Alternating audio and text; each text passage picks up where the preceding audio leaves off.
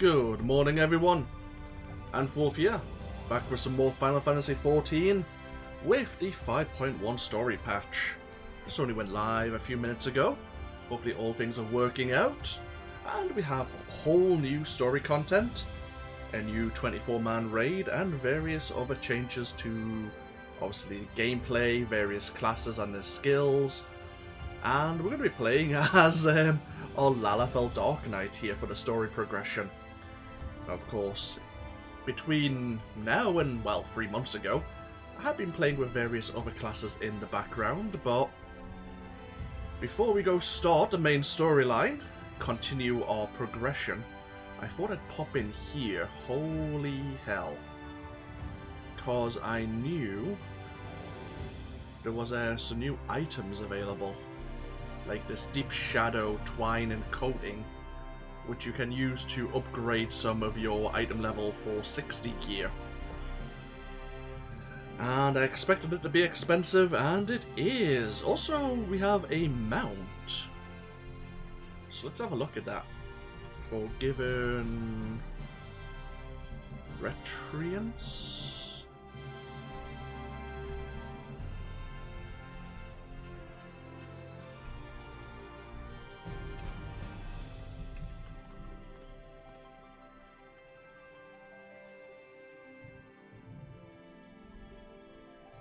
I have no idea what that looks like.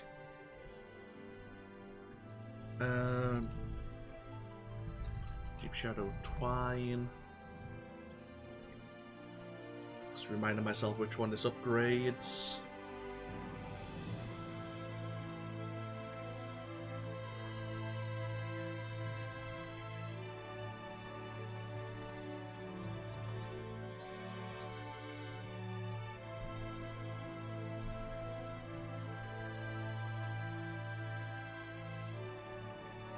Okay, so the twine is used for the armor.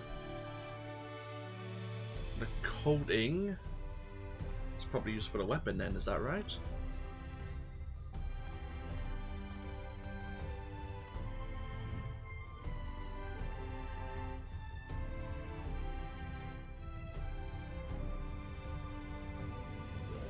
No, that's used for the accessories. Okay.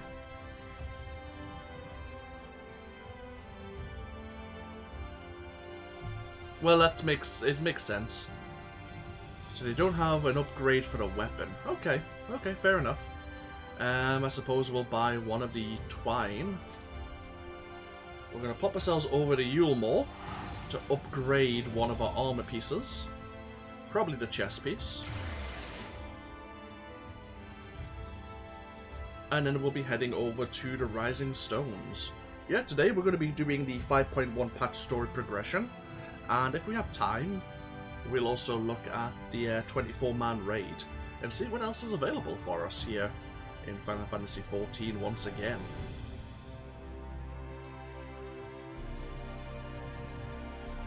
I was worried because, well, worried that I won't be able to play so quickly, as there wasn't like a patch update. They changed the launcher.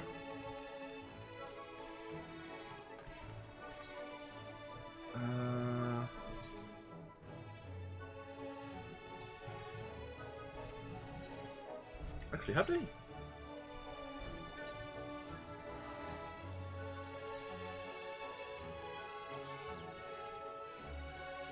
So you get manufactured coins, okay.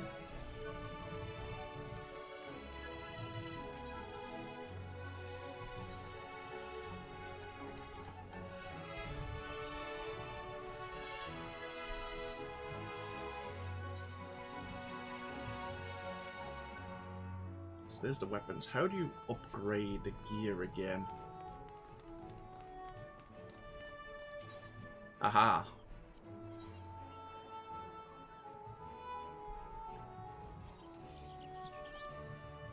So I want to unequip you.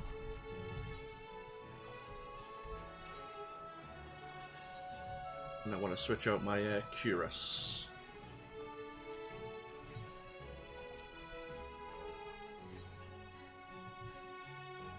I will lose my materia, that's fine. So item level 470 chess piece. Can it be dyed? It can be dyed. Okay, we need to do a lot more hunting. Also meld some materia to it. I think we want probably more determination. We can't put determination on it. Okay, what about critical? We can add critical.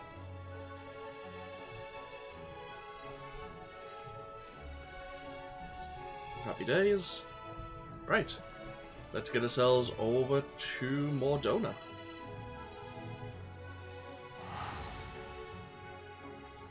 Oh, Mini-Meep's here.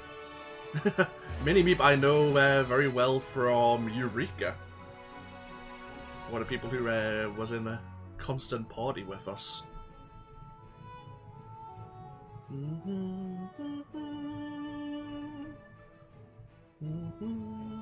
Gonna bump up the audio a little for the game.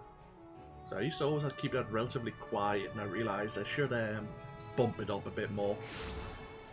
Right, everyone will be here in Mordona. It's gonna be so crazy.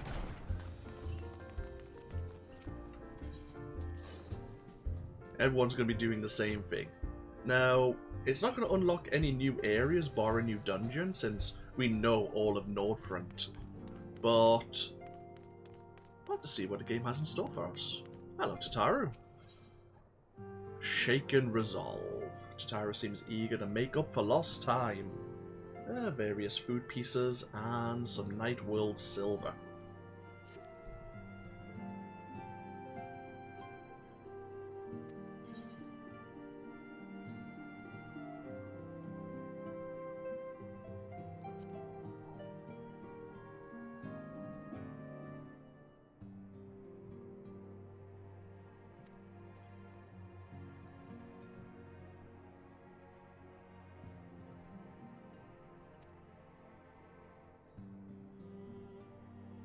Okay, the Empire's slowed down in its advance.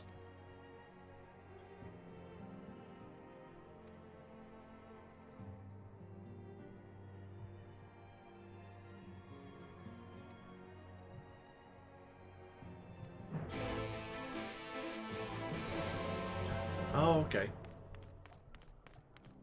So yeah, Lamin and Tataru want to know about our adventures on the first. Totally understandable.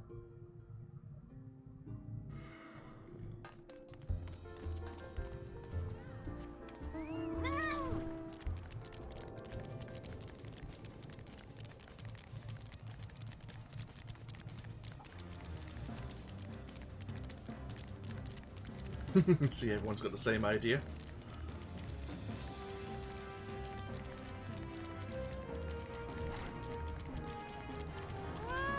Holy hell, it's busy.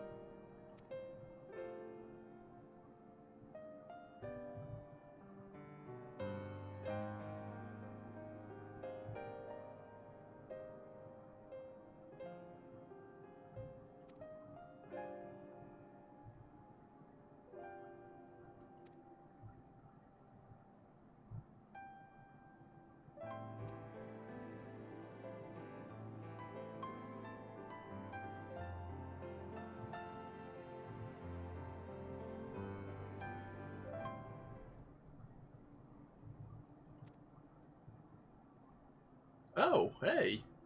Been a while.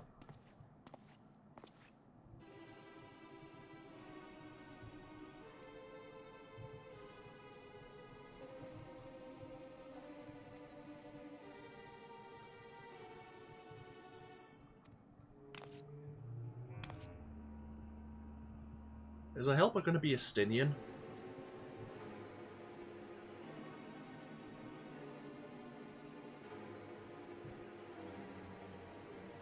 So Reoil is going to be going into Garlemald.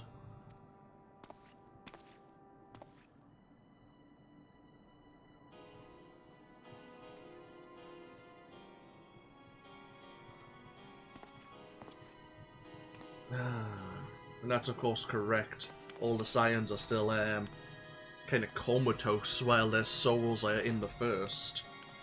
We're still trying to find a way to bring them back. Since the whole idea was the Exarch was going to kill himself.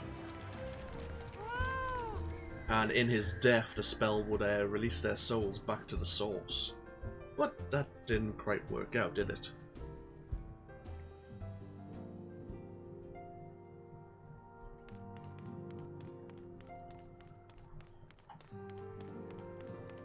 Yeah, well, things certainly happened in the Empire while we were in the First World.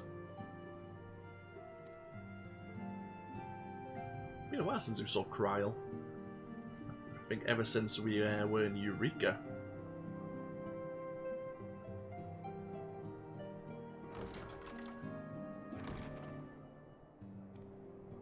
You're here. Good.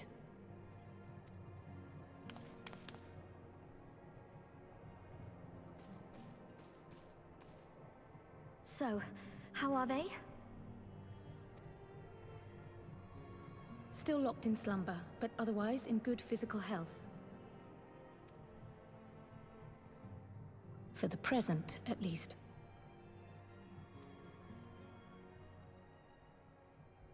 For the present? Oh no, is something wrong with them? Well, yeah, they're not eating. That's a problem. IVs can only do so much. I'm afraid there may be. I summoned you after detecting faint signs of instability in Thancred's corporeal ether.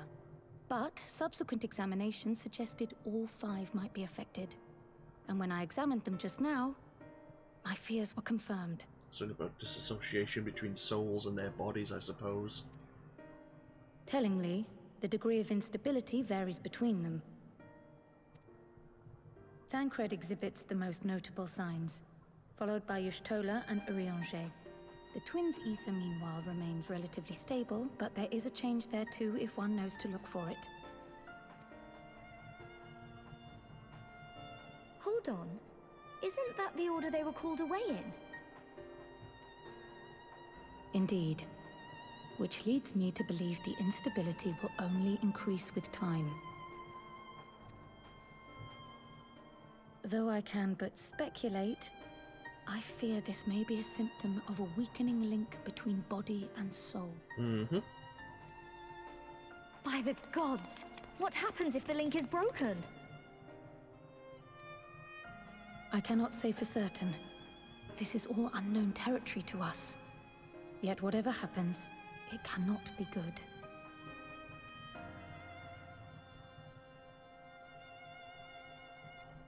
Mercifully, the instability is still only slight. And you may rest assured Master Matoya and I will do everything in our power to keep it from worsening. Be that as it may, it is imperative that you find a way to restore our friends' souls to their bodies.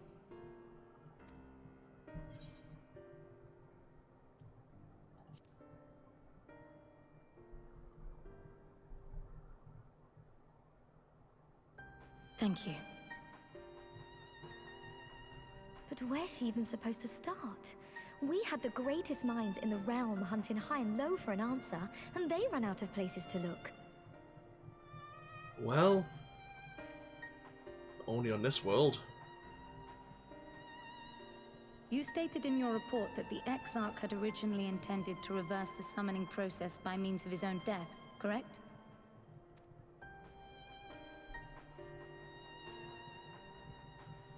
Raha always was a reckless young fool, ready to die for the first righteous cause that came along. His plan might well have worked, but I for one am glad he never had the opportunity to see it through. even if it does mean our friends must remain stranded a while longer. There is another way, I am sure of it. And the key lies with him, with the Exarch. Pray return to the First and apprise him and the others of the situation. We, meanwhile, will do what we can from here. And, if the fates are kind, we will have good news to share upon your return.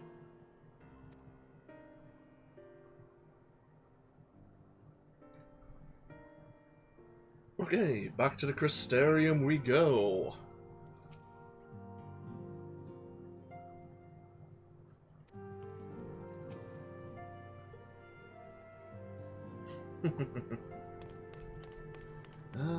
Onwards.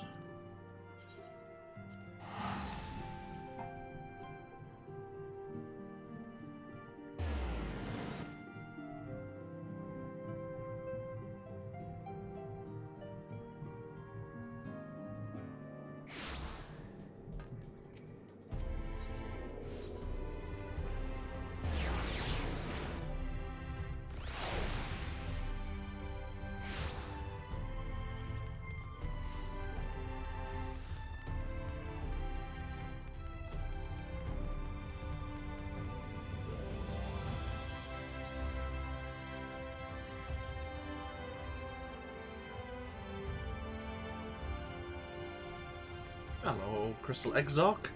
It's been a while.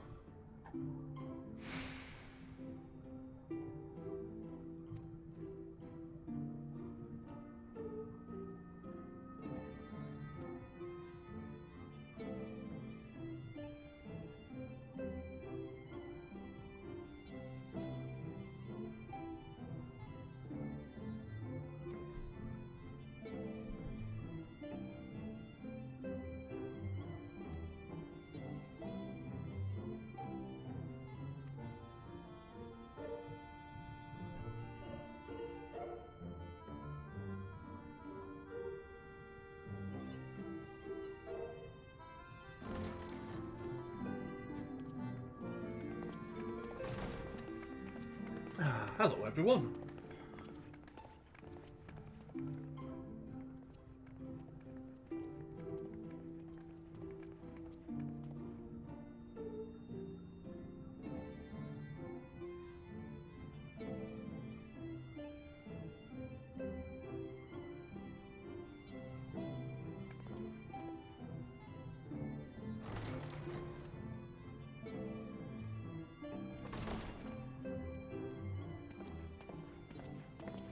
Pray excuse my late arrival.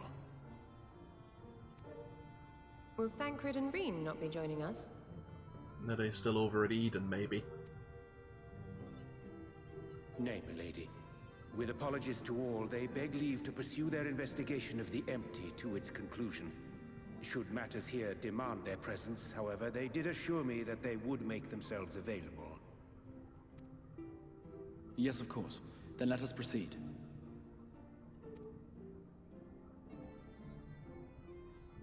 I think it best that you begin by providing a summary of Mistress Kryle's findings.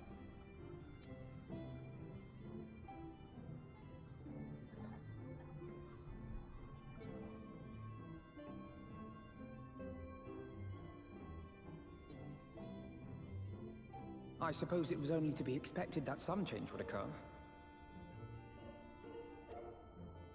Yet our souls seem unaffected, to my eye at least. How long they will remain so is another question. Kryle is right. It is imperative we find a way to return to the source.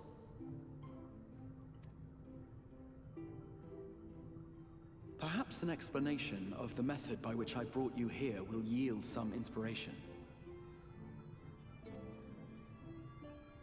Ere I begin, it must be noted that I am by no means a gifted mage. In order to employ powerful magics, I must rely upon the Crystal Tower and its boundless reservoirs of energy.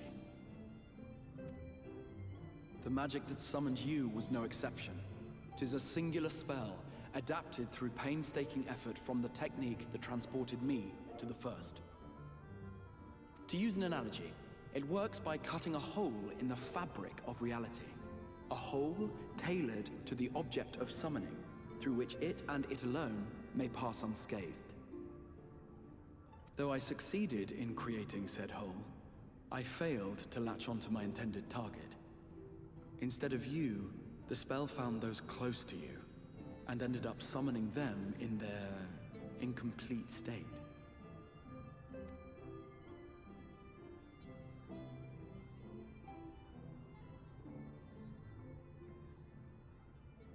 I would not soon throw my life away, not after the lengths you and yours went to save it. And so long as I breathe, I will spare no effort to see you safely home. But should all else fail, and your lives be at stake, there remains one sure method.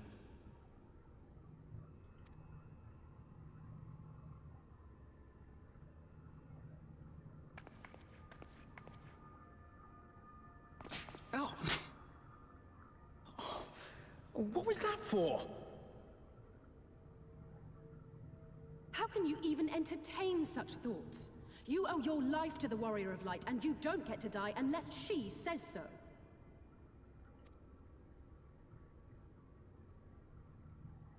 Your followers await your divine judgment. Ah, cut him down.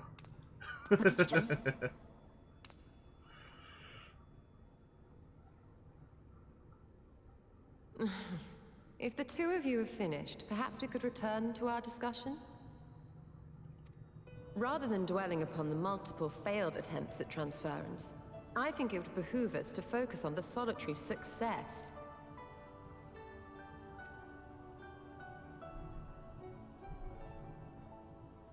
I would draw your attention to the fact that our friend can travel between worlds possessed not only of her body and soul, but her personal effects besides. This is no different from the teleportation magics to which we are all accustomed.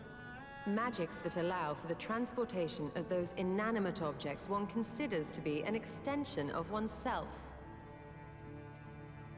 Are you suggesting that simply by considering us her possessions, she could carry our souls back to the source upon her person?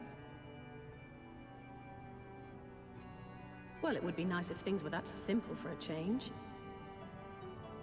But vague notions of ownership seem a rather tenuous thing to stake our lives on. So much as a moment of doubt on her part, and we'd be left floating in the rift. Milady hath the right of it. The requisite fixity of belief would be too much to ask even of our friend. Yet were we to immure our souls within an object in her possession, mayhap then our safe passage could be assured.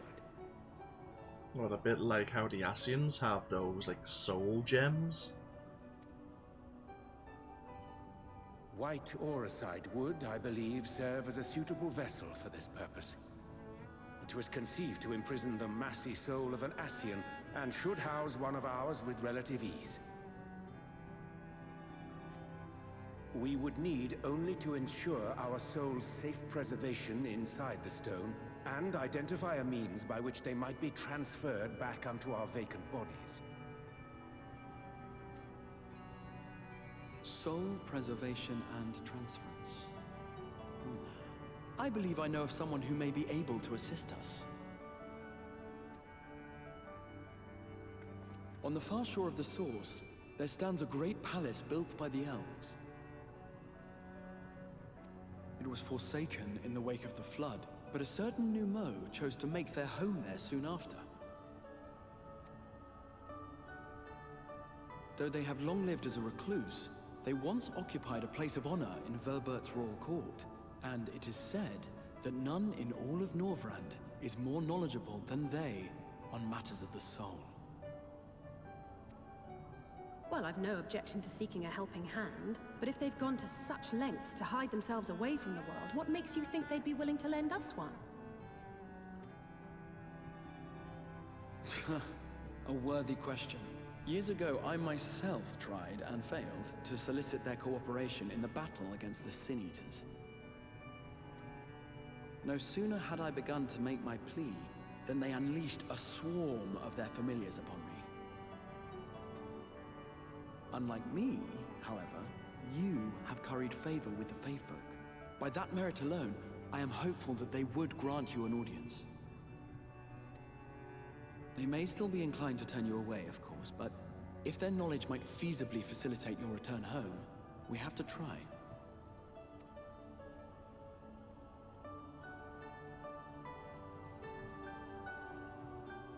Okay. Straightforward enough. We'll take the silver pieces. I know it's not much gil, but that's fine by me. Hello, everyone.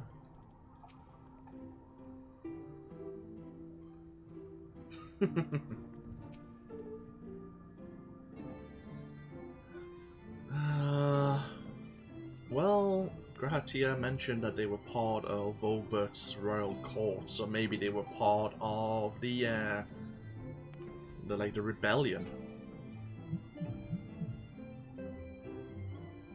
Because the mages were, they helped in overthrowing the royalty there. A grand adventure. The Crystal Exarch would waste no time in seeking help for your stranded comrades. Grand Cosmos.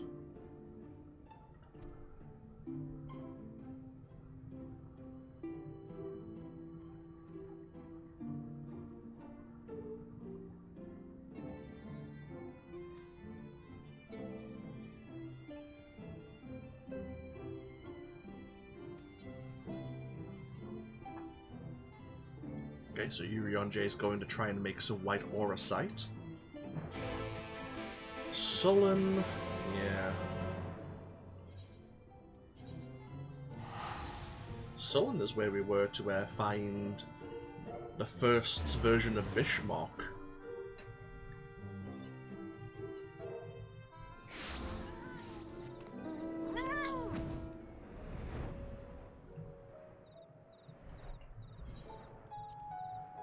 Seeing if anyone's up and about yet.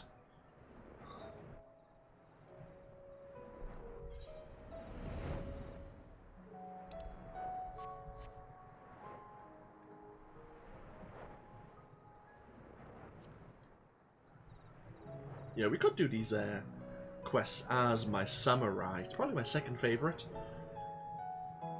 And we started getting some, well, my samurai is fully 450 geared. But my Dark Knight is the best geared right now, so I might as well progress.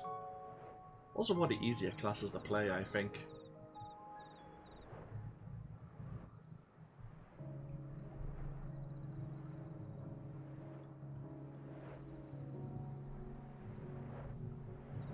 Oh, bloody hell. I wonder where we need to go.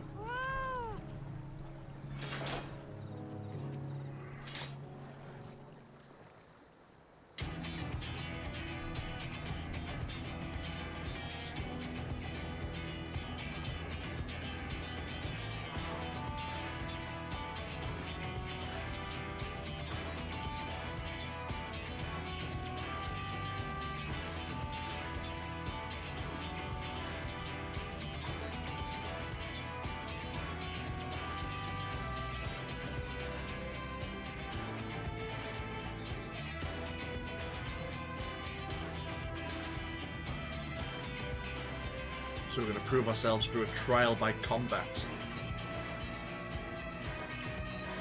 to this reclusive mage. Well, Master Matoya was the same way, I suppose.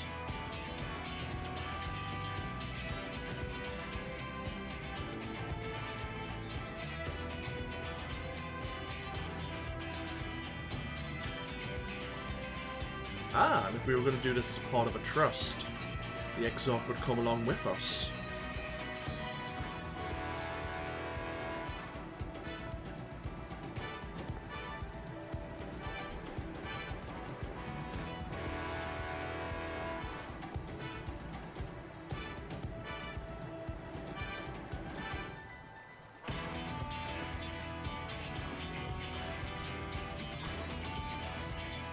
Yeah, speaking of, what happened to all that light energy we consumed?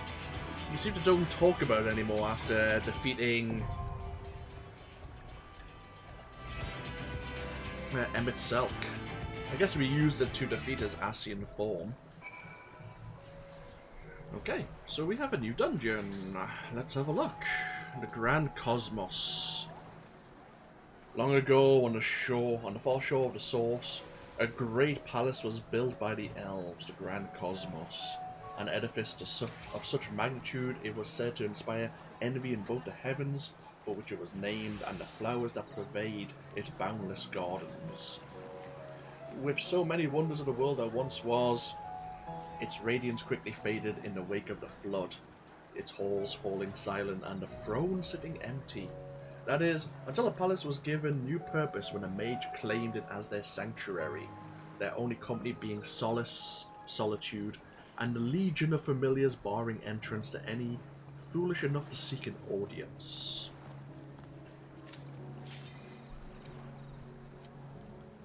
And here we go. I have no idea what to expect, but we're a tank. Let's give it our best.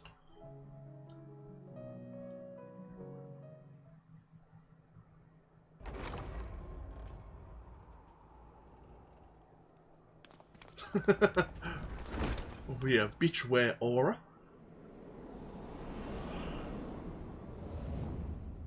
Hello.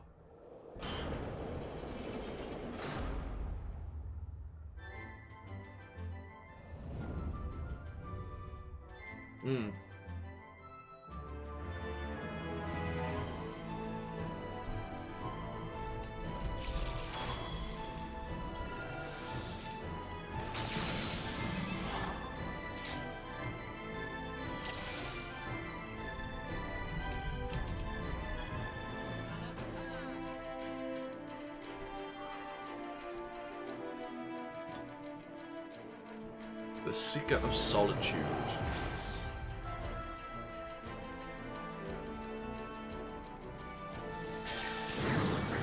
Oh, hi!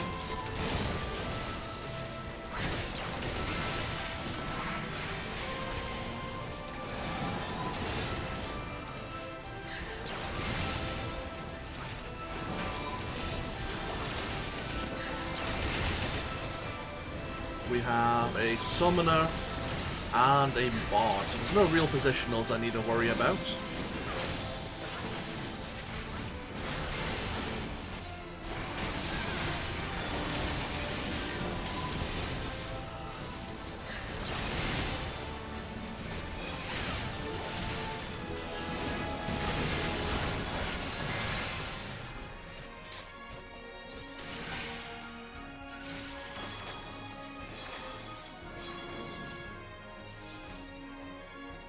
Oh god.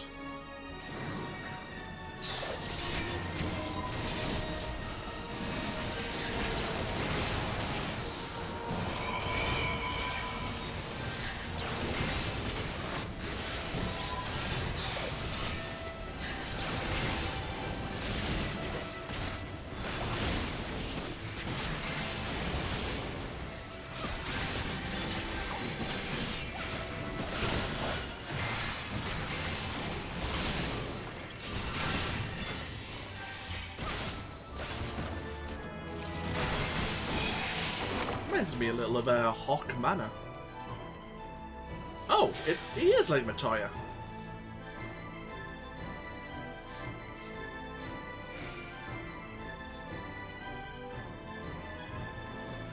Oh god.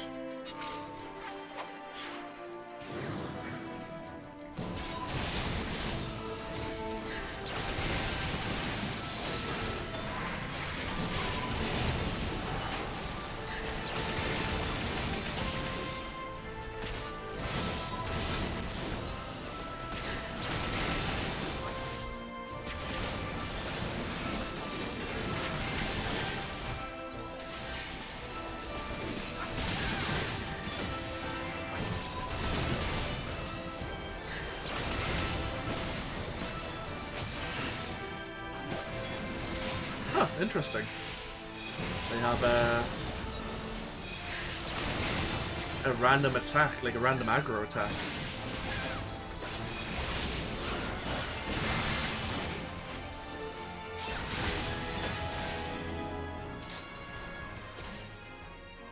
Okay, we're behind the door.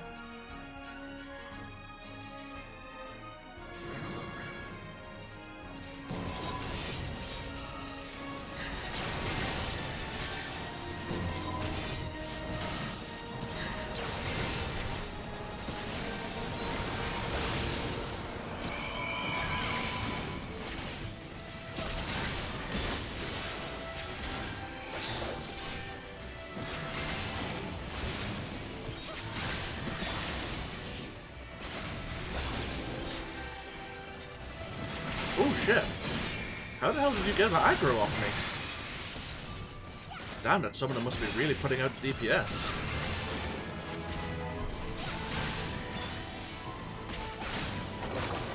Okay, first boss.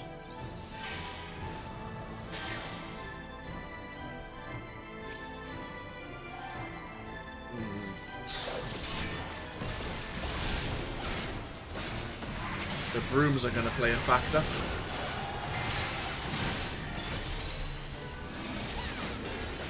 Tank Buster? Tank Buster, okay. Magical attack. AoE. Yep. Okay.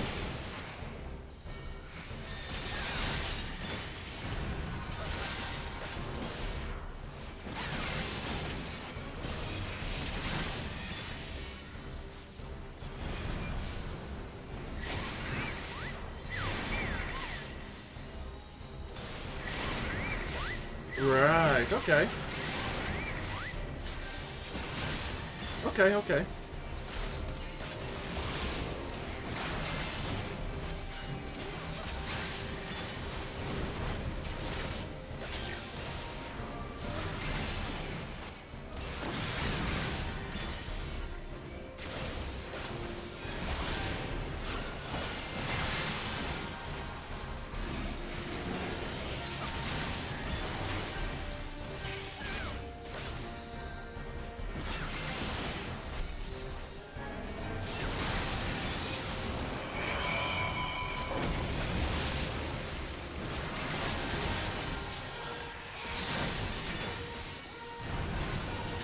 Stains, right.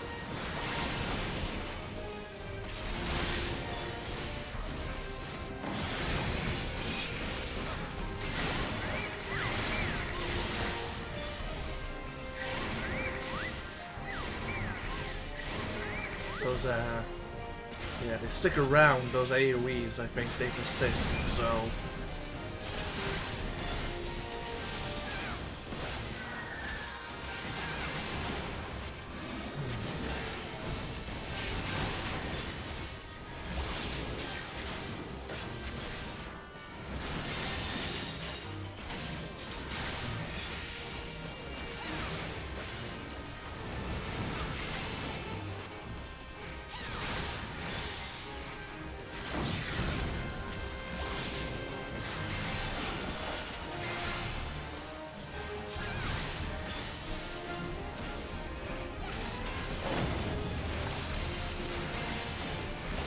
Put a shield on our healer just to keep them alive.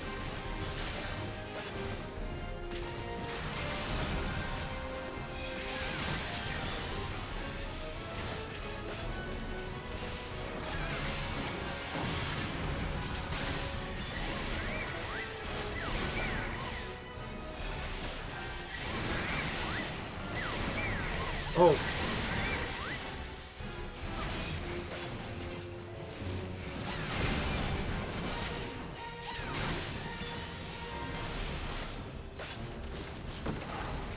Okay. Item level 445 gear. Okay. Wow. It's like quite a lovely looking place.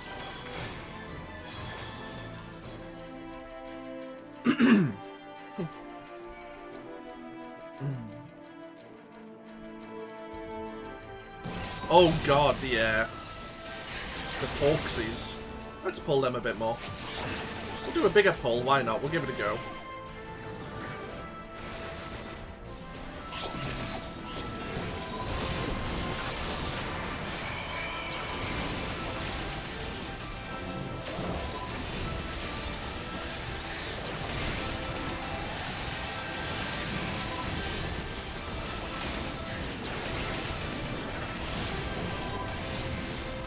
or reprisals, reducing enemy damage, has been increased to affect all enemies for 10 seconds now rather than 5 seconds, which is really damn good.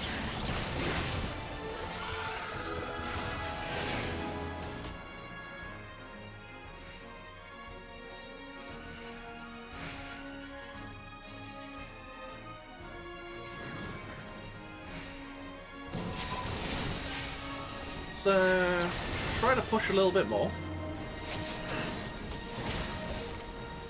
Oh, there's a treasure coffer there.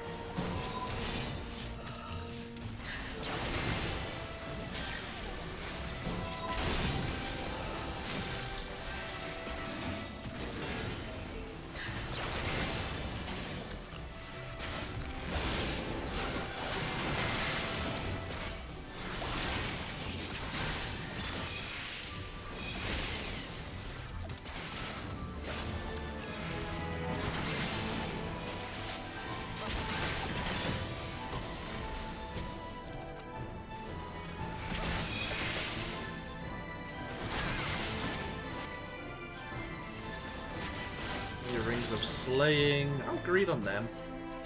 And oh Christ.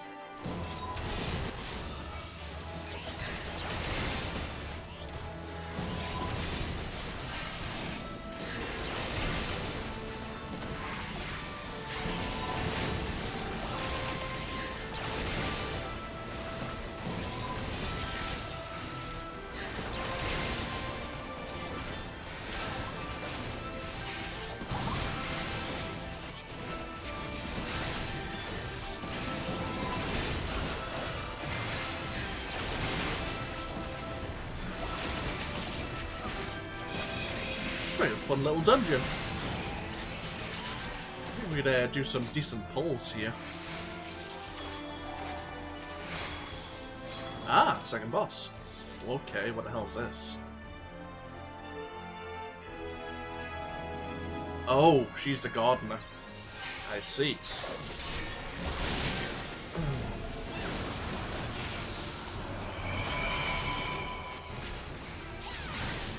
Storm of Color sounds like an AoE. No, that's a tank buster. Okay.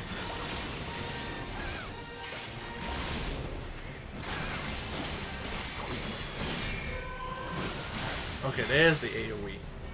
Direct Seedling.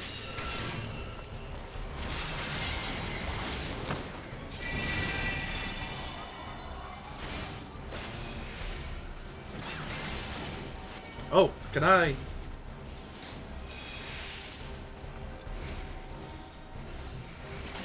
I see.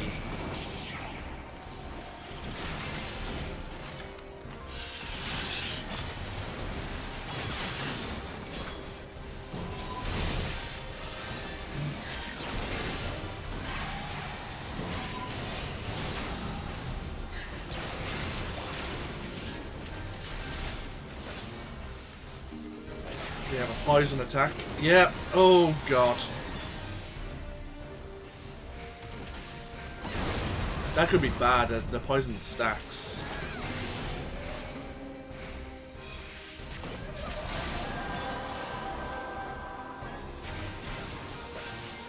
We have a slowdown.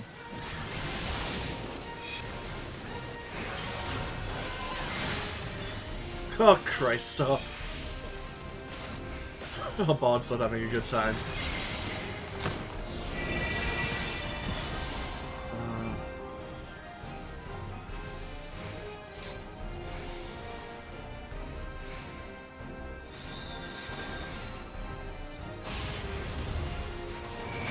Oh, you're a pain in the butt.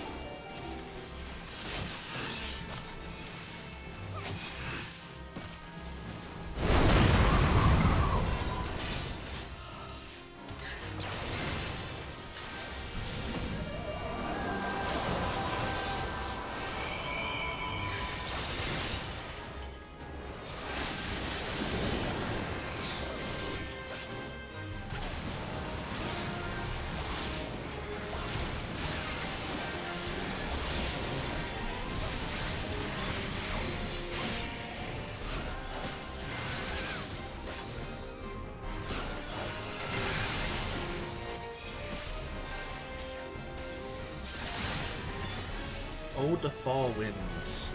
Ah, it's an attack. Okay.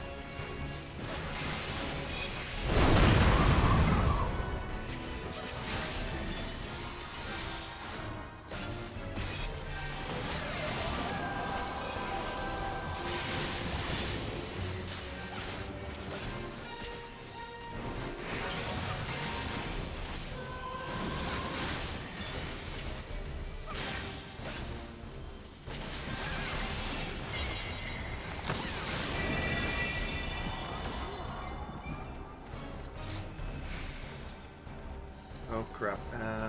Right, I need you.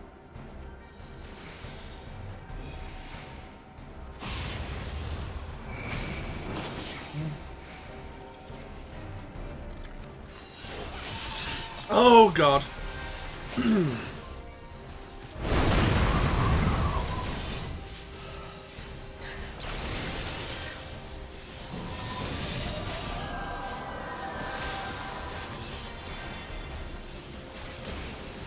I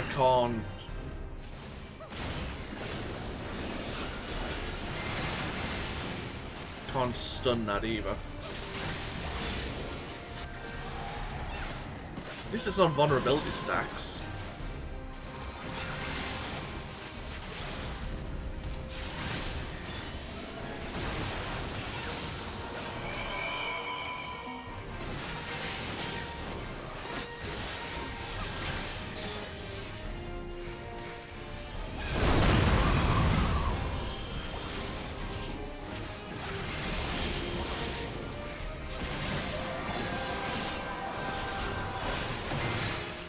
Well, that was awkward.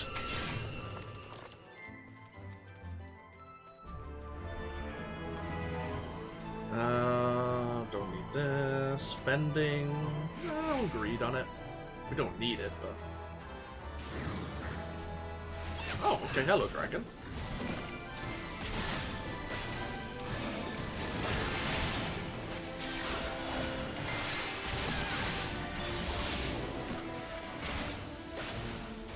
Do you have anything interesting?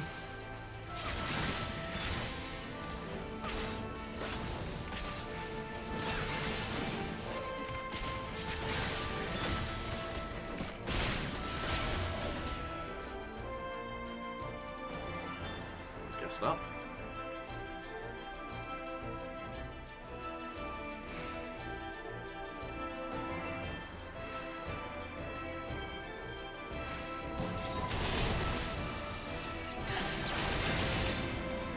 Oh! Sorry. I saw you put that down. That marker down.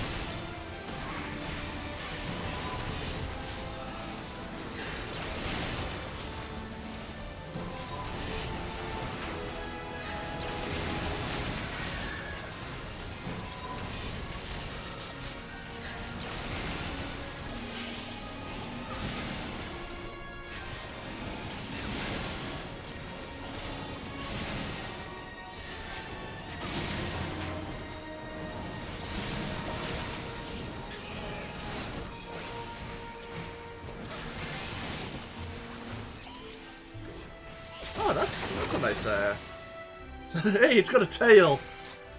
The warg jacket. I agreed on that.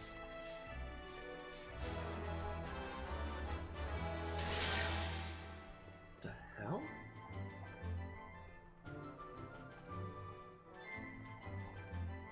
Huh.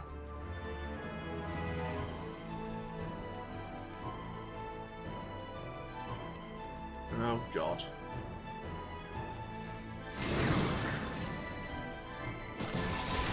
Oh god, it's a bit of everything.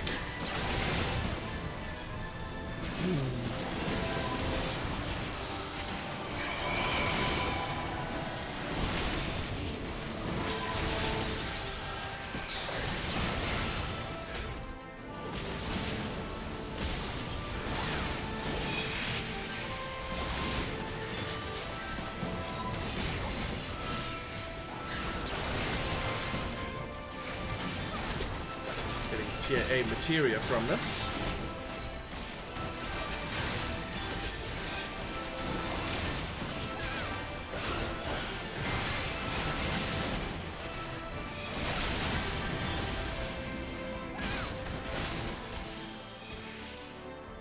Wait, what? Oh, hi!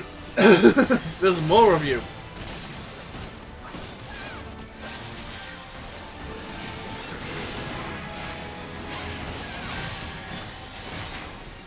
These are the lords from Walbert, maybe?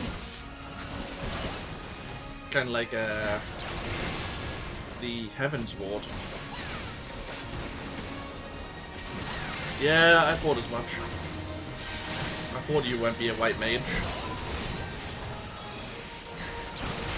Oh god.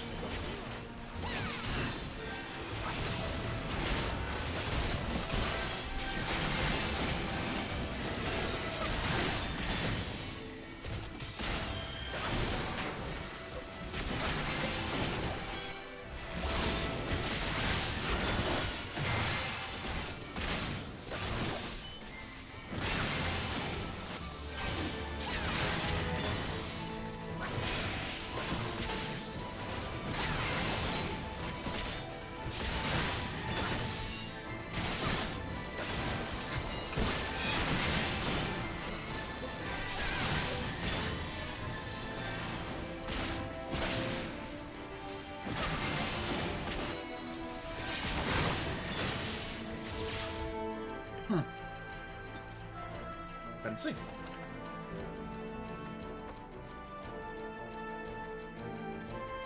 The Chamber of Courtly Love.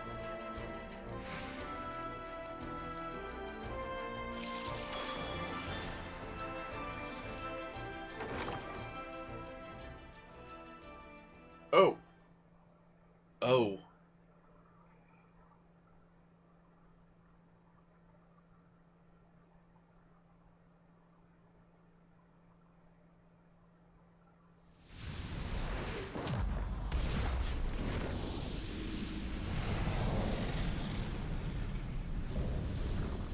The insatiable flame.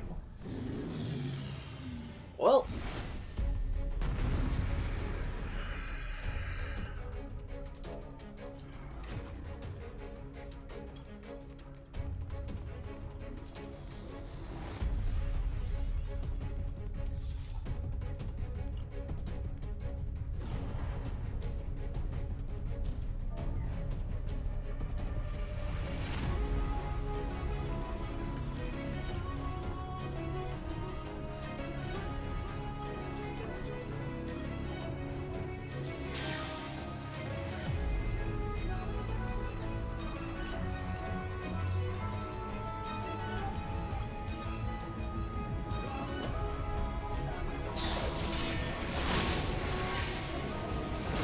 Chamber of Celestial Song.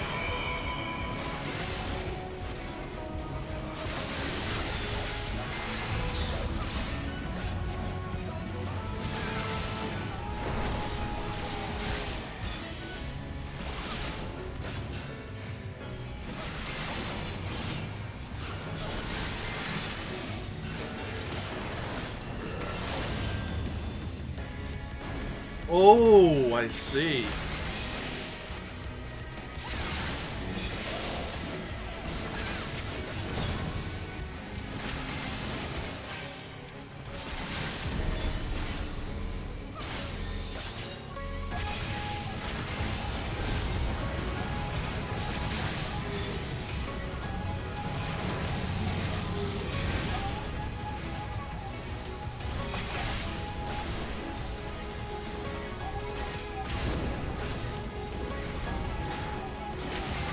Oh, you can set the drapes on fire as well. Oh god.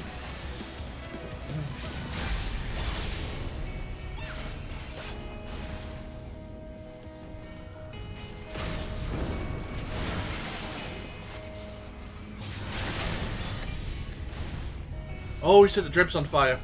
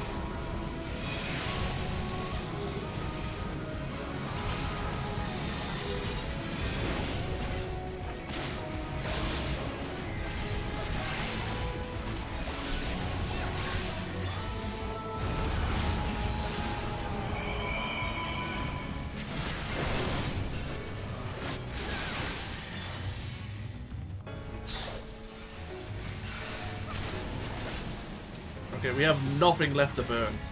This is gonna hurt.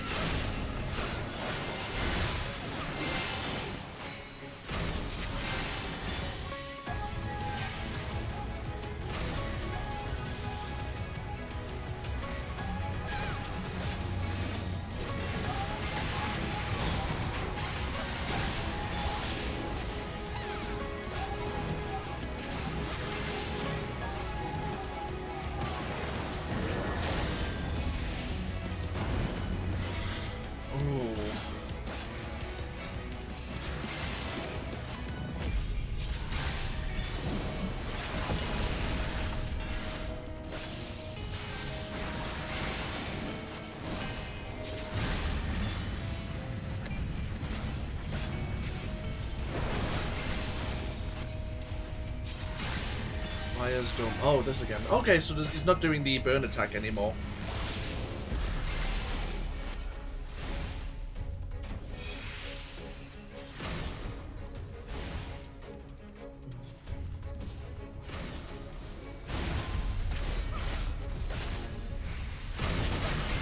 And you need to get some distance for that attack.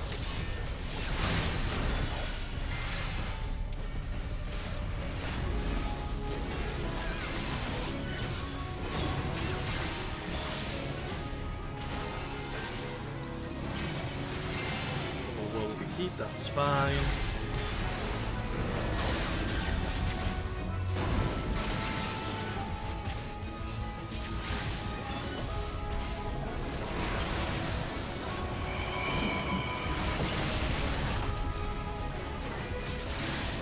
I need to kind of turn it this way.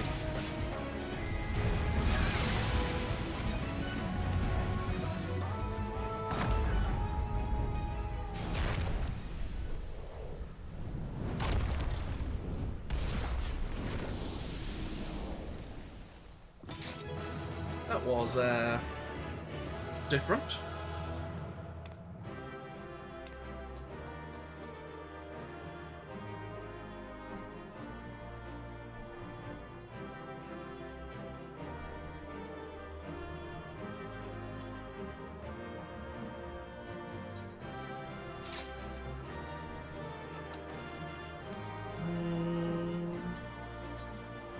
Hands of striking.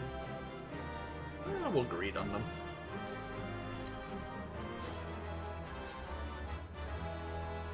And thank you for the play commendation.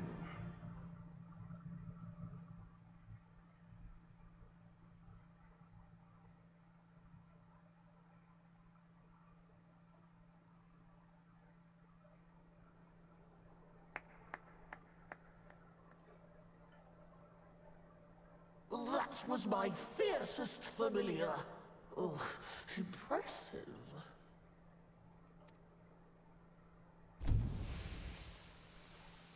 Illusion.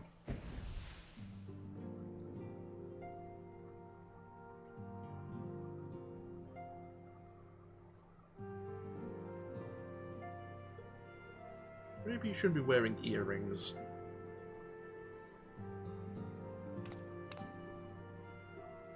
Hey, Cloak. 'Tis good to see you again after all these years.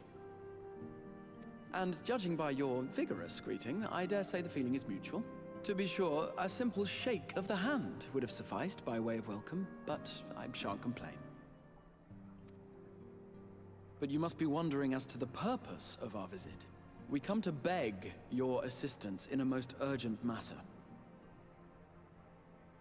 Did you say beg on purpose? Sake? Beg? Our comrades' very souls are in danger. If we are to save them, we will need the benefit of your unsurpassed knowledge on the matter. Please, will you not sit and hear our plea? Oh, how dare you! How dare you speak thus in my presence! It was to escape such words of temptation that I hid myself from the world of men. You are sinners, one and all. and I swore never again to have any part in your affairs. I can only imagine what terrible events forced you into a life of seclusion. Nevertheless. But I know that the Numo are a good and noble folk. It is not in your nature to turn a blind eye to the plight of those around you. And in treating with us, I am certain whatever mistrust you feel for man will begin to heal.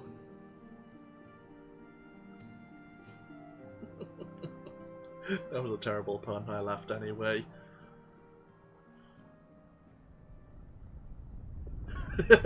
Oh dear.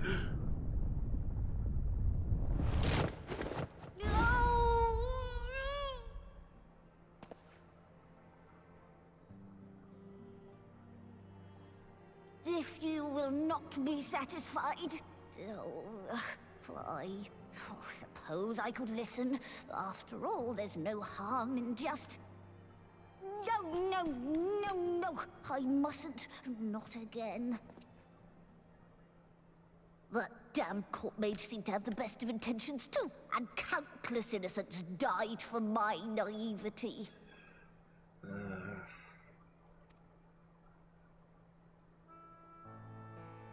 Oh, you know not what you ask of me. What horrors my knowledge has wrought.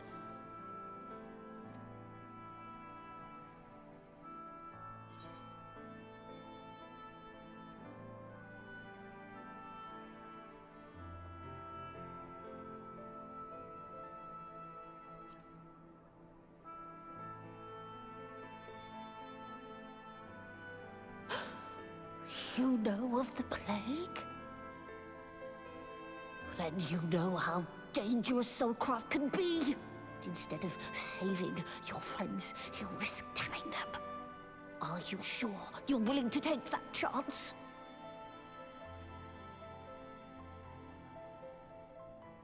No. No.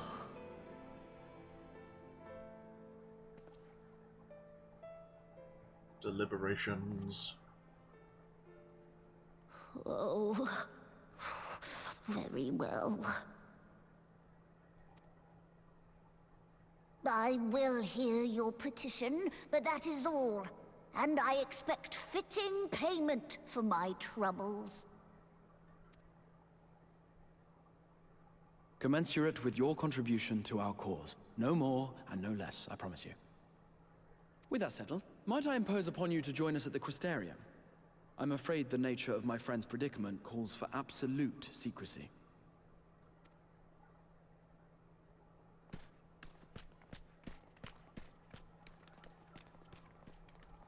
That was a fun little dungeon. And we're back.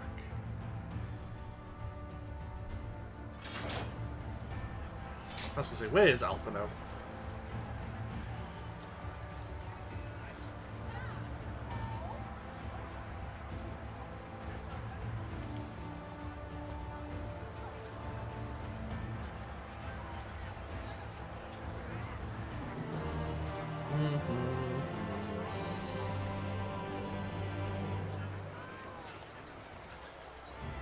A welcome guest. Alphino looks just about ready to leave you behind.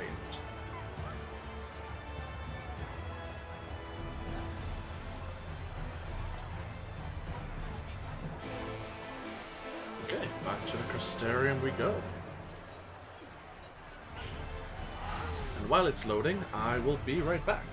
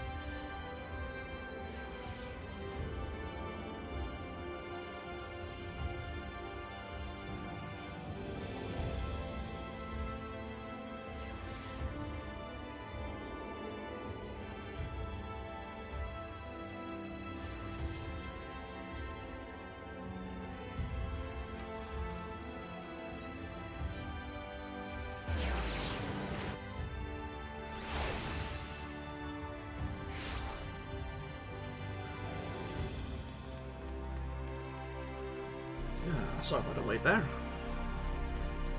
Right, back to... Yeah, back to the ocular we go.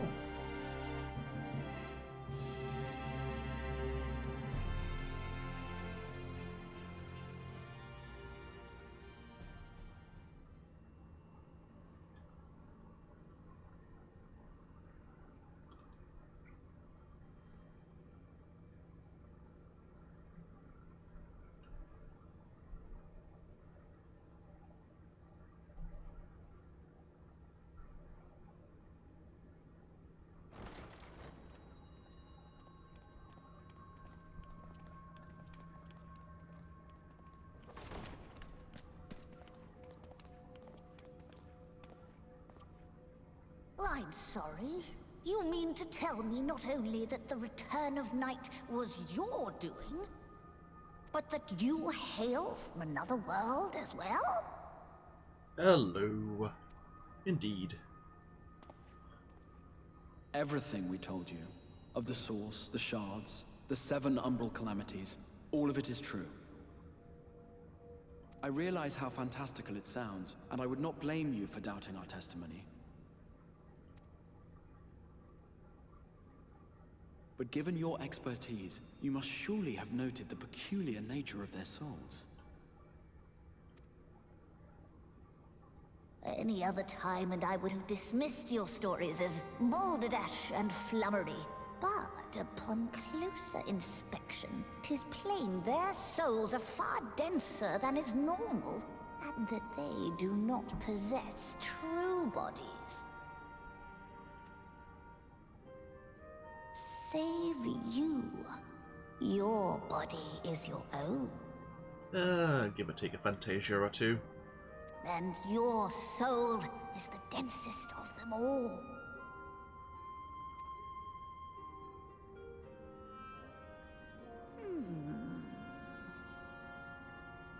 As I said before, were it not for their heroism, the skies over Norvrant would still be awash with light. The realm yet at the mercy of 4-3 and the Sin Eaters.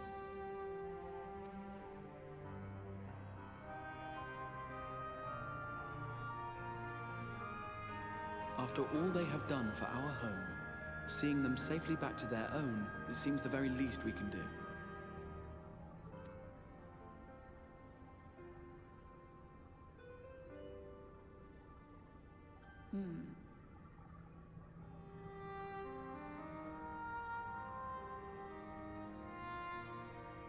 Your tale is intriguing.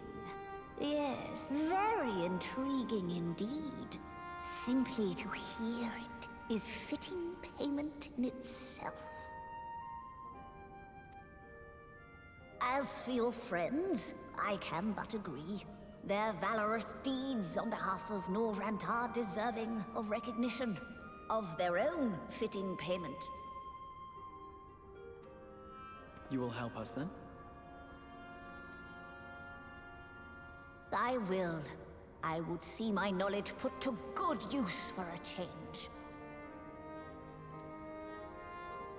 I do have one condition, however. I am not the spry young Numo I once was. As such, I will require assistance in my fieldwork and testing.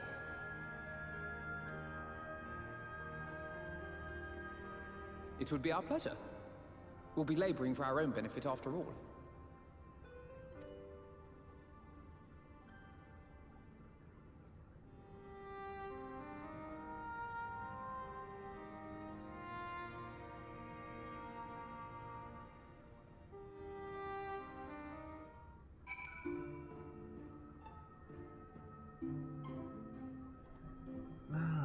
So how are we going to be participating in the testing? Yeah, we did notice the magic brooms. We fought against a few of them.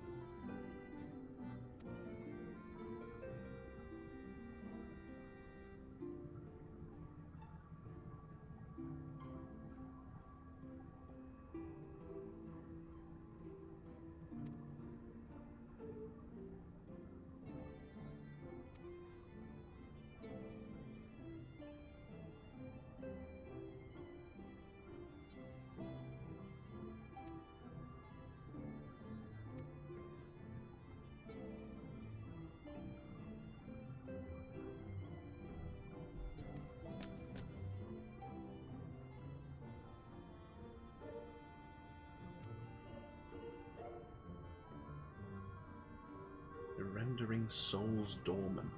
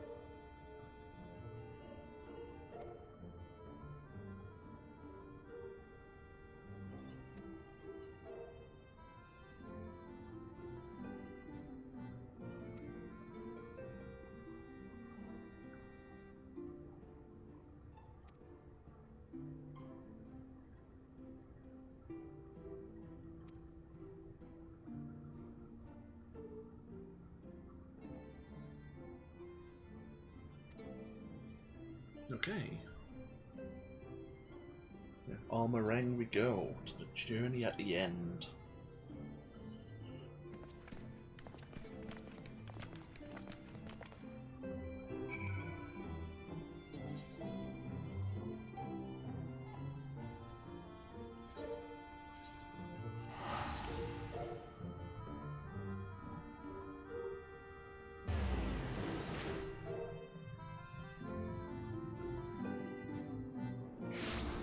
So we need to find a way for the scions to be cut off from ether, and then draw out the ether they've already accumulated. Ah, Halric's still here.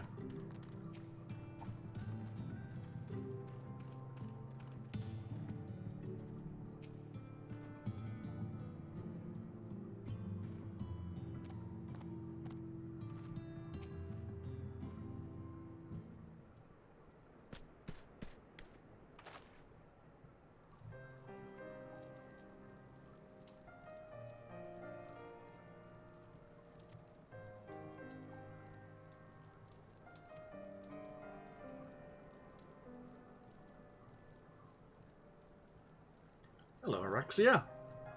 Welcome to the stream. It's going rather well. New content, new story. Nice day off. Can't complain. Hope you're doing well also.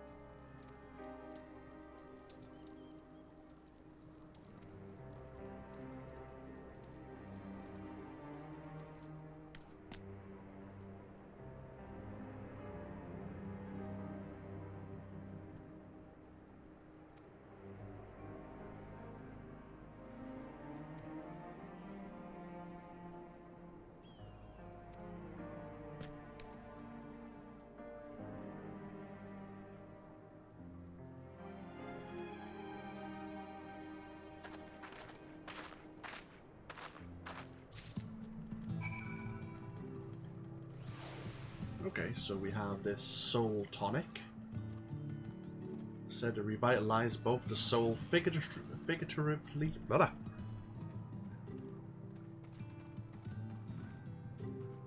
and literally.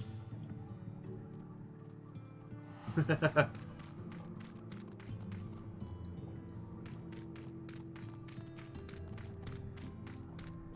apply this tonic. Tanking is not too bad of a class as long as you can maintain aggro. It's one of the easiest classes to probably learn because the skills are just really simple. You just need to rely on your party to kill the enemies quickly in case you overpull. So if you're interested in tanking, definitely give it a go.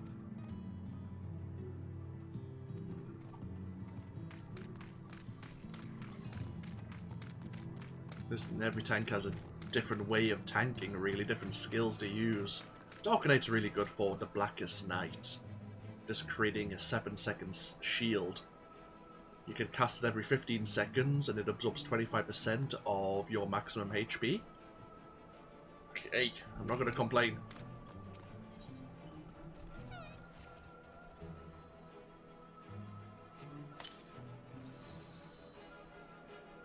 Oh.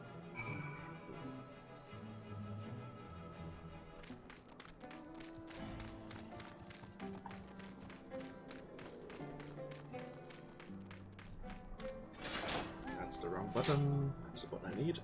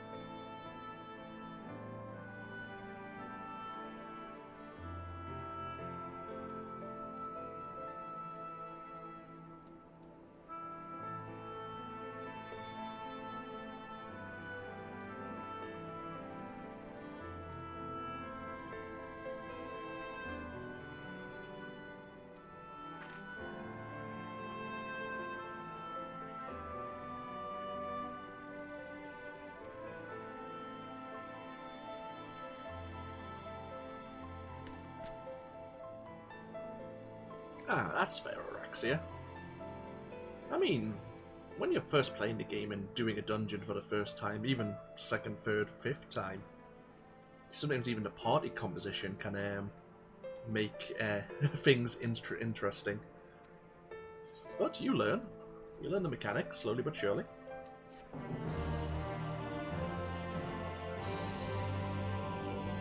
I say, that's why I don't do a lot of the end game content. Like, there's a new extreme version of one of the trials, Hades, that's just been released. I probably won't do it because, like you, I get anxious, I get frustrated with myself. So even though I'm sure it has some great gear for completing it, it's not for me. So, you know, the storyline progress isn't so bad.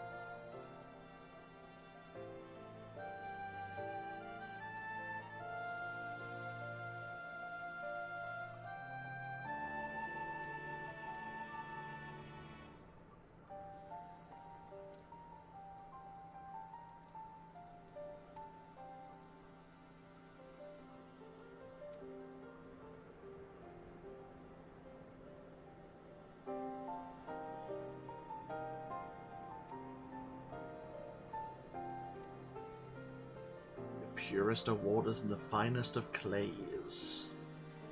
A fey lantern brimming with pixie magic. Oh, this sounds familiar. Yeah,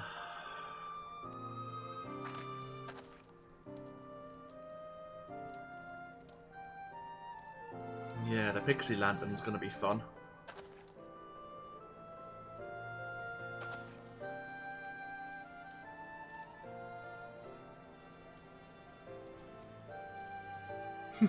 And the Pixies do like the twins.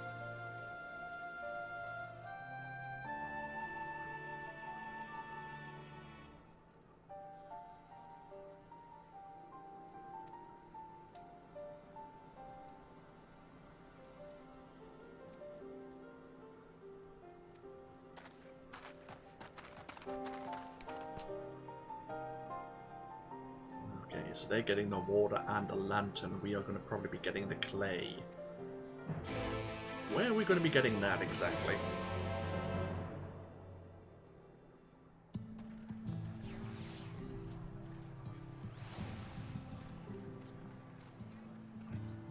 From Armor... Oh, well, Armor Rank, we're here.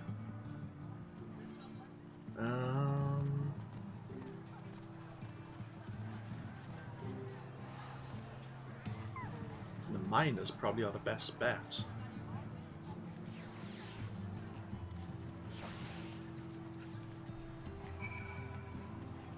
Speak to Magnus over at the small settlement of Twine.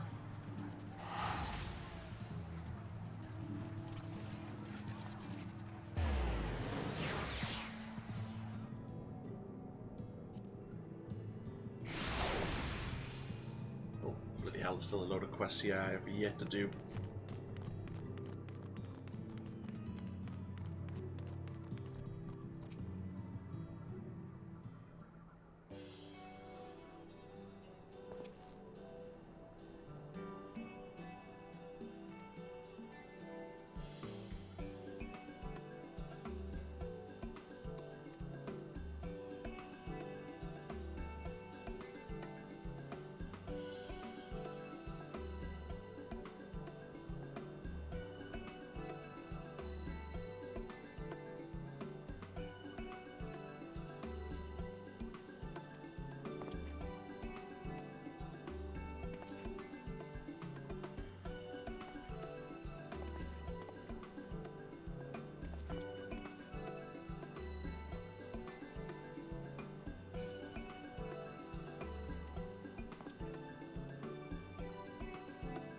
We are looking for the finest of clays.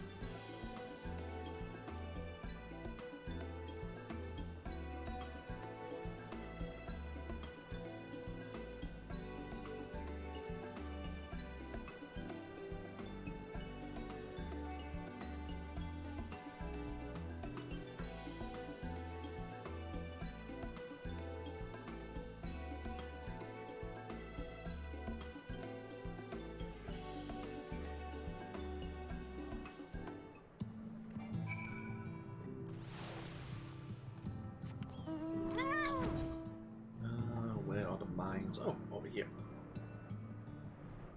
Search the Mount Viren mines for lumps of pristine clay.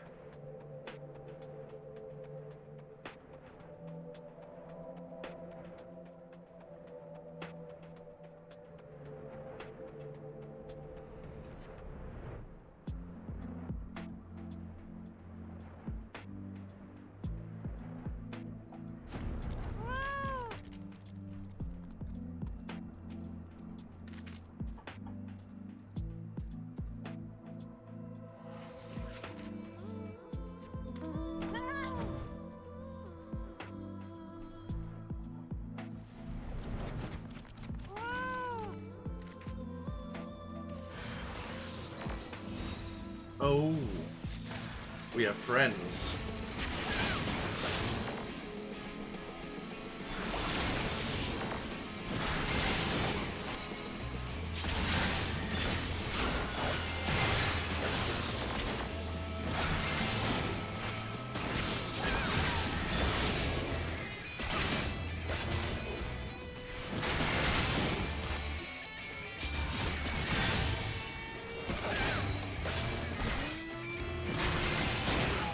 Well, aren't you a pain in the butt?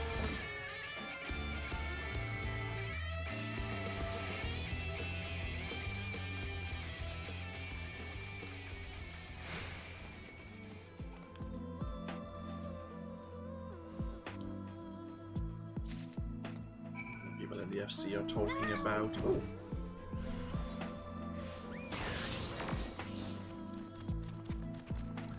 Talking about changes to various classes. Looking forward to trying out the ninja once again. They've given the class a nice overhaul.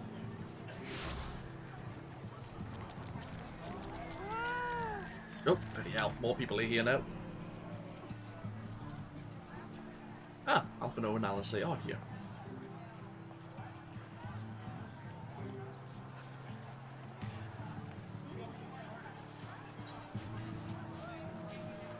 A finely grained soil material found in armor ring.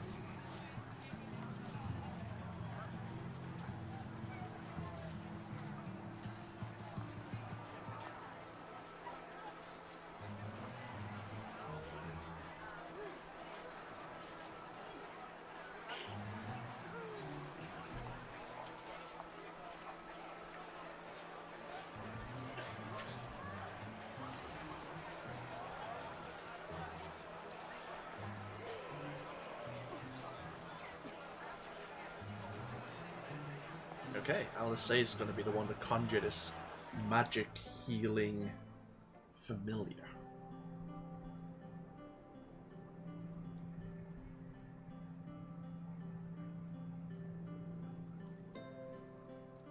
Let us begin.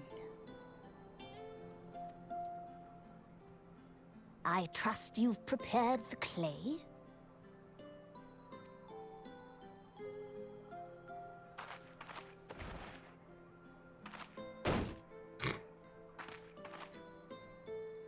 Very good.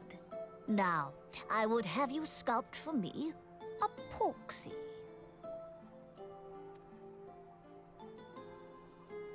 Plump, with floppy ears and a short curly tail.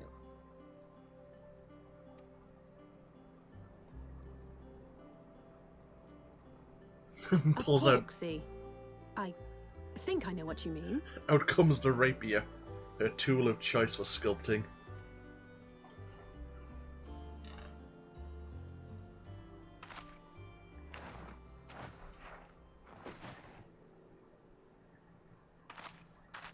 There we are. How's that? It looks dead.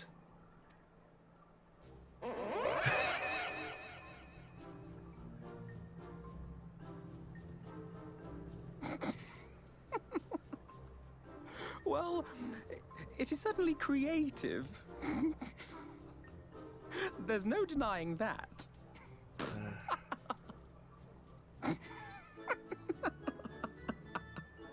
Yes, I'm no artist. Very funny. Pay him no mind, child. Though it may look like a grotesque parody of reality, it is what the invoker believes that matters.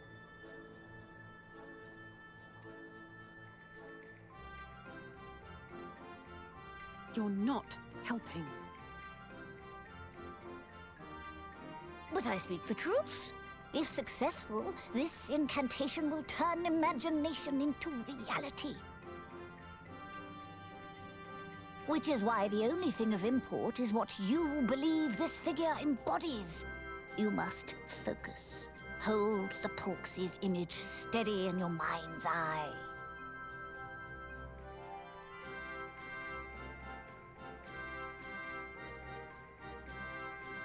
Now then, as I taught you, relax and allow your energies to flow.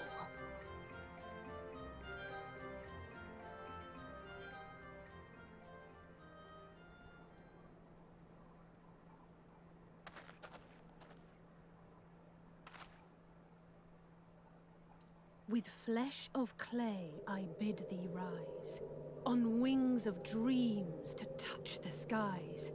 What once was idle fantasy, I call forth to reality!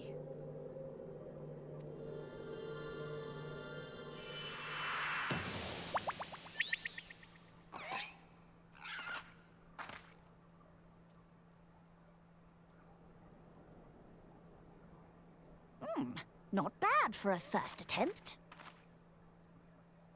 That's going to end up being a mount someday. Now, let us see what can be done for young Halric.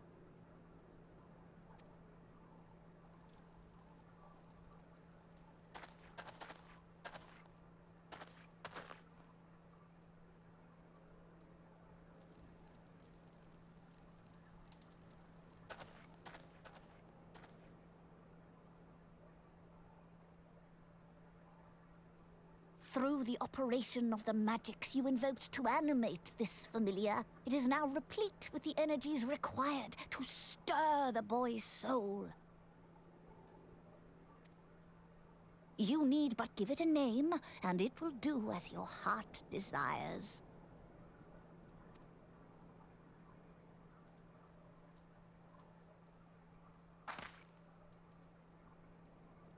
A name.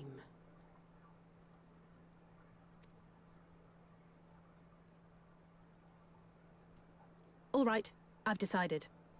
Now.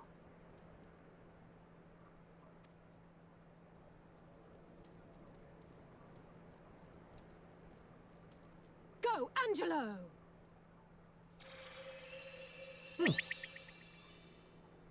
Fantasy 8 reference. I was expecting her to name a Louis Soir.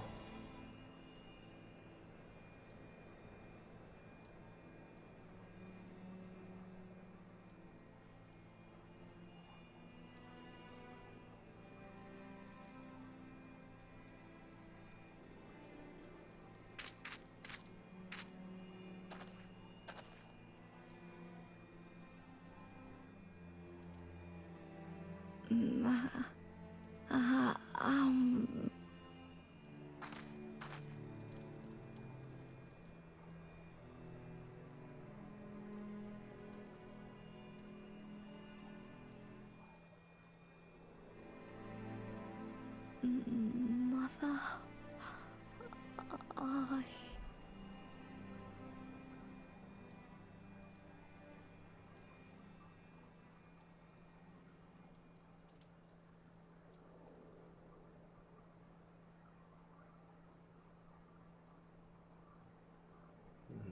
Seems to have worked for just a moment.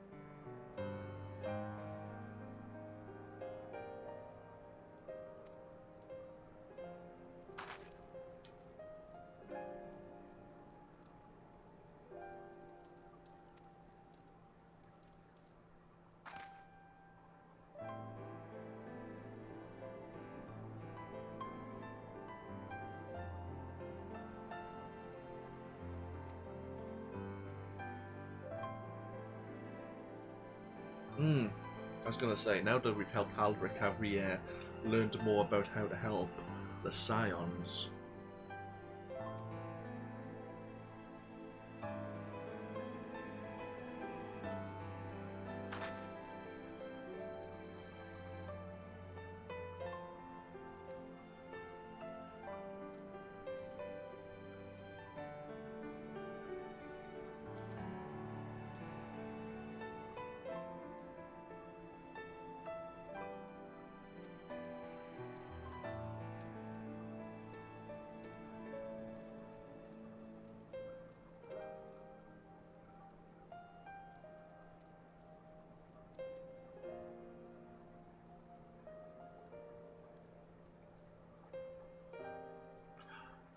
That's right. We had one of those, the Lamia.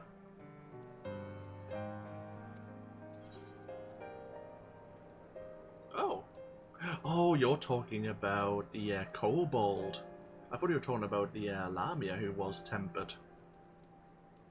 Oh no, she was revived without her soul. Hmm.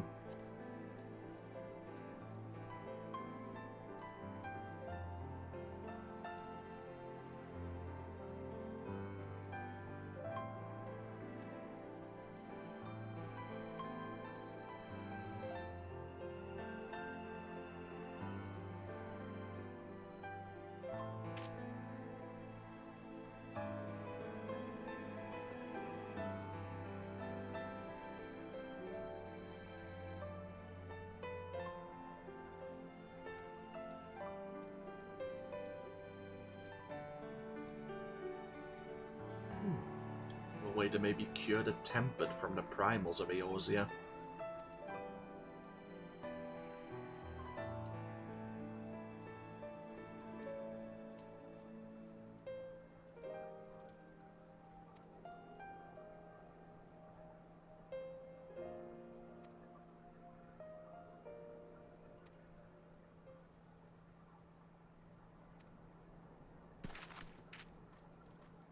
Oh, hey. I was gonna say, what's going on in Calusia?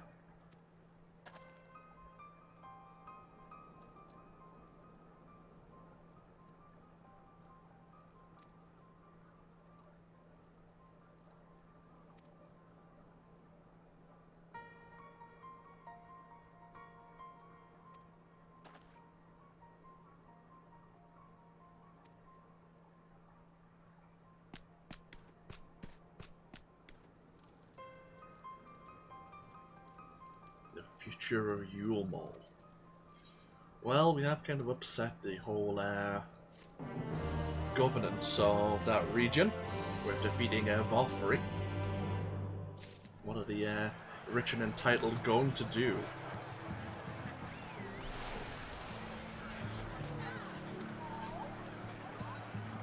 Nowhere to turn.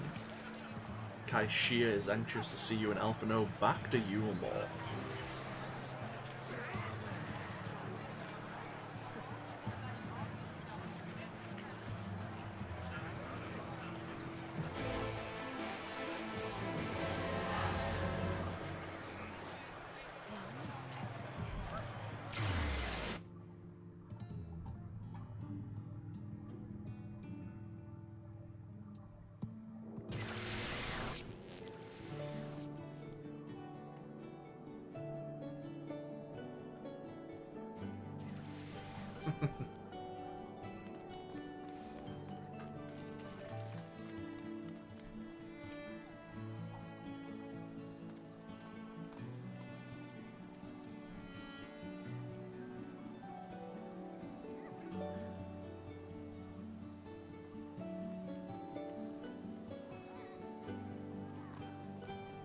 Okay, time to look for Lady Chai.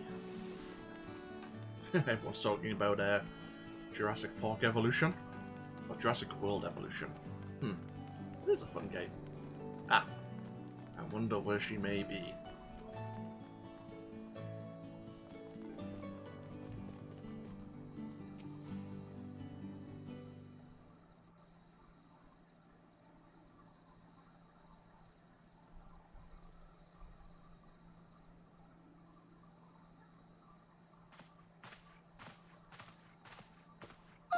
Thank heavens you're here.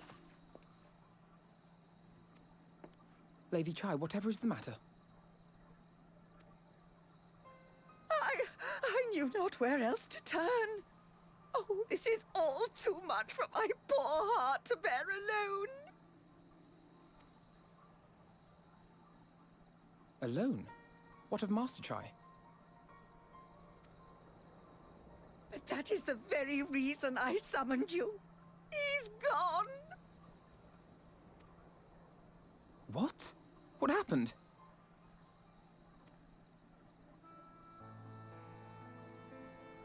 It all began after the events at Mount Gulg. With Lord Vorthry out of the way, we all agreed that a new leader must be chosen. And so you held an election? Yes, well, sort of. Not a single person volunteered to stand, you see. After a lifetime of leisure, we free citizens have grown somewhat indolent. Readapting to the harsh realities of life is trying enough, but to take charge of a broken city as well? No one wanted such responsibility. Nevertheless, Yulmore could not well do without a leader, and so we decided that anyone and everyone should be considered a candidate. And after we cast our ballots and tallied the votes, the mayorship fell upon my dear husband.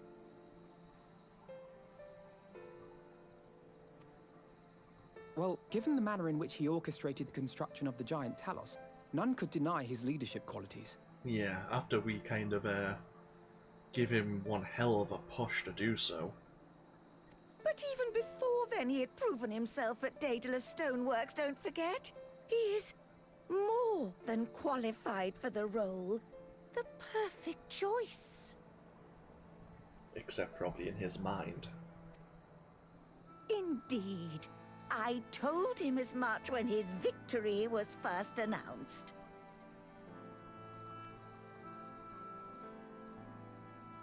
But perhaps I was too forceful in my attempt to encourage him. For shortly after that, he vanished without a word.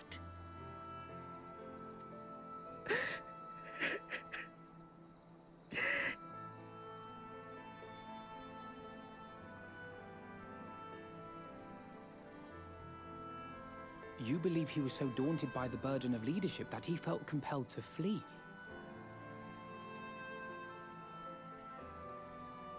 Please, Lady Chai, dry your eyes. Your husband does not strike me as the sort of man who would abandon his duty, much less his beloved wife. There has to be some other reason for his absence. You truly think so?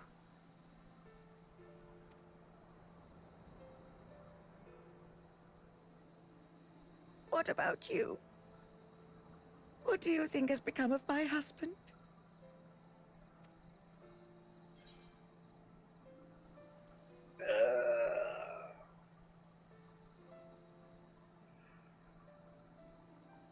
I think he's fled. I really do. I'd rather be honest. Nay, my friend. The one thing he has not done is flee. Of that I am convinced. Through the most testing of times, he has ever remained at Lady Chai's side, placing her happiness before his own. He would not abandon her now.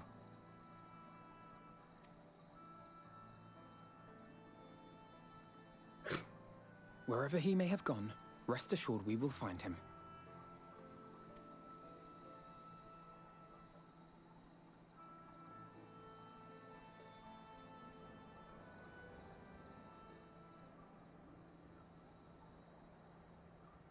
Thank you, my dear boy.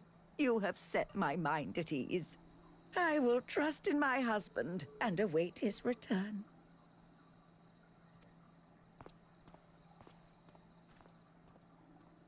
Ah, Alphino.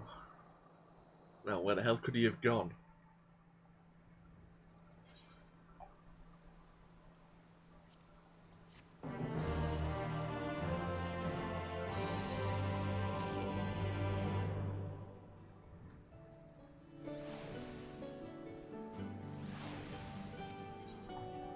A notable absence. For all his comforting words, Alphino is plainly troubled by Master Chai's sudden disappearance.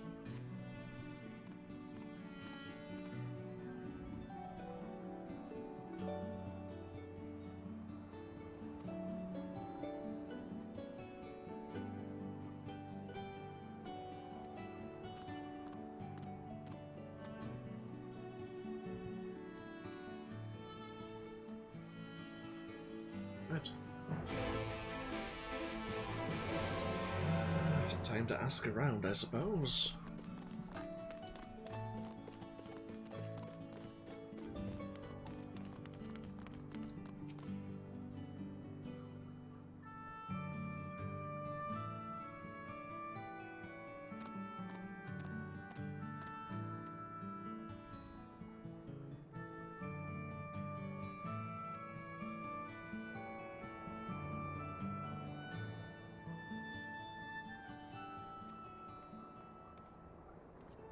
Okay. So, Chai was interested in reforming Yulmore's industry.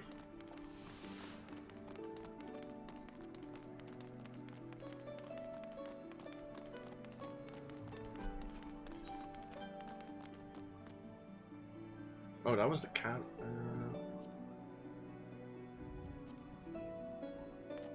Okay, the buttress is there. The base here. Okay.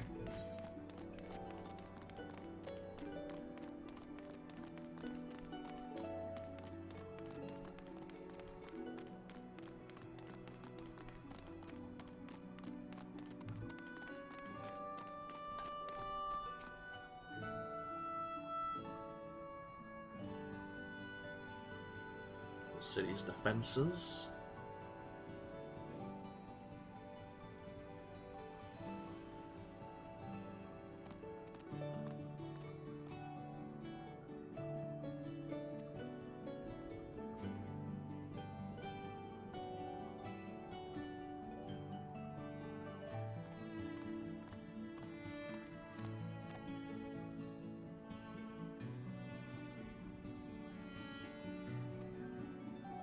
Oh, okay. So Master Chai left Yulmore. Seems some of the soldiers of Yulmore left after we defeated Ranjit.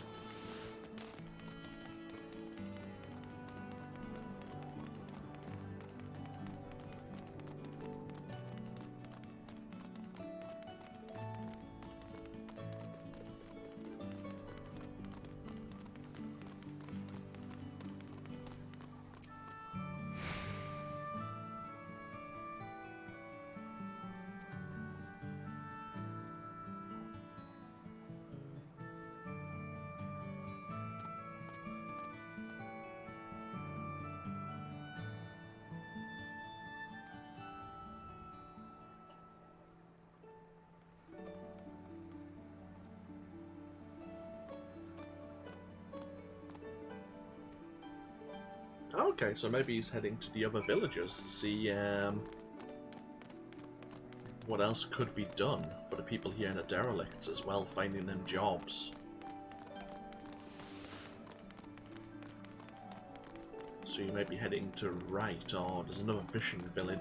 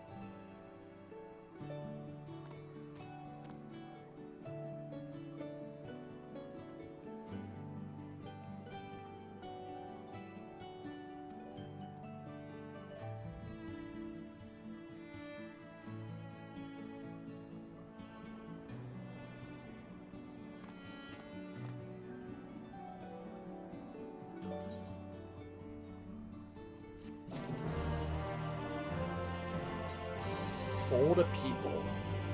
With forward brow, Alphino carefully considers where best to look next.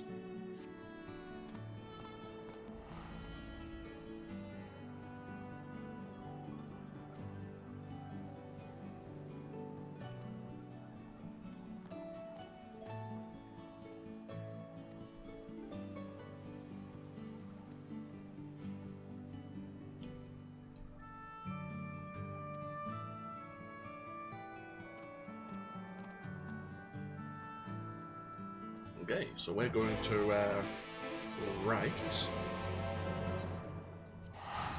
While Alphino's going to Still Tide and Kai Shear's checking out Gate Town. And then we're heading to the elevator.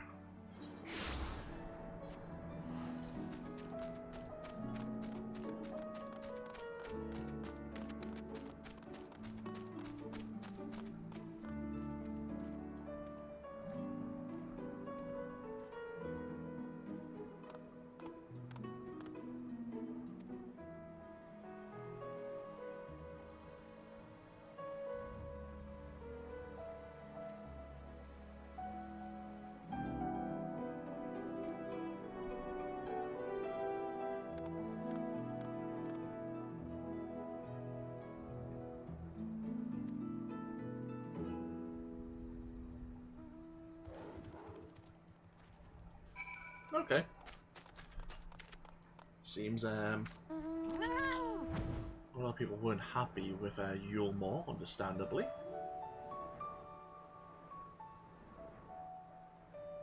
Let's see if Master Chai was over at Still Water. Still Water? Still Grade? Nah.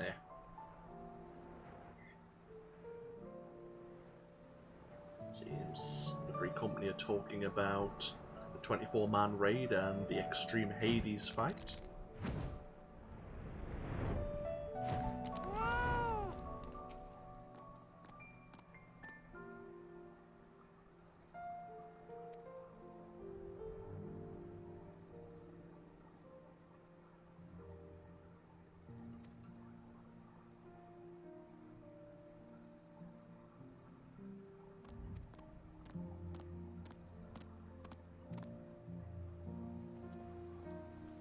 And Amity was the village where a lot of those who had been cast out of Yulmore started to settle.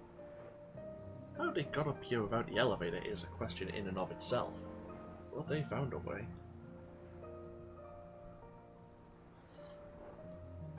Oh. Oh, hello.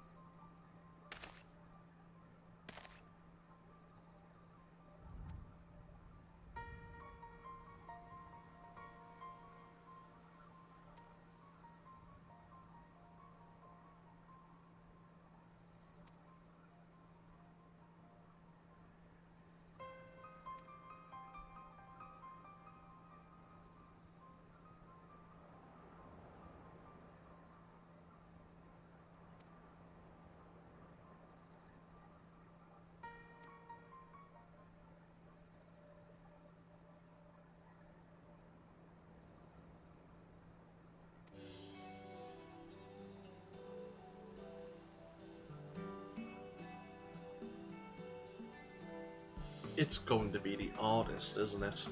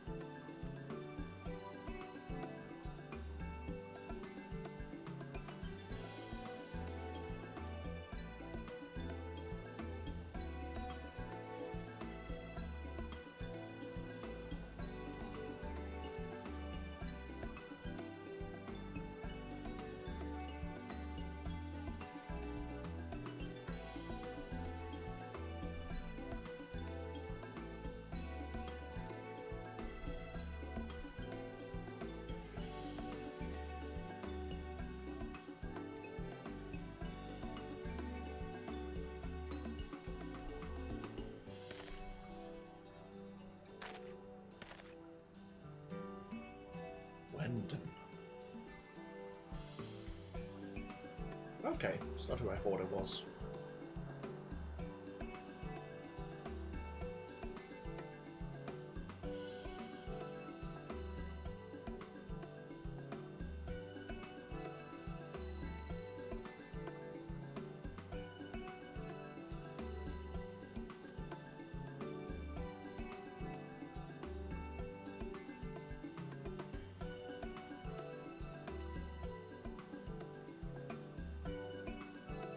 Yeah, Tristal's the artist.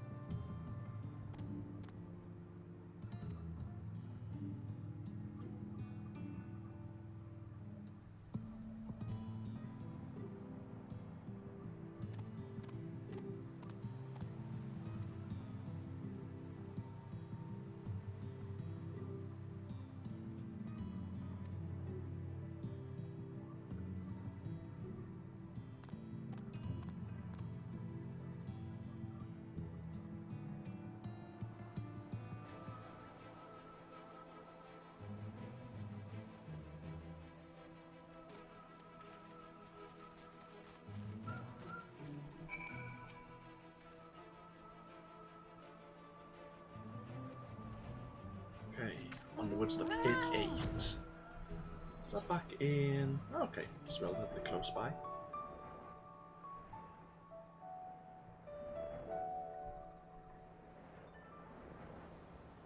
Oh, bloody hell.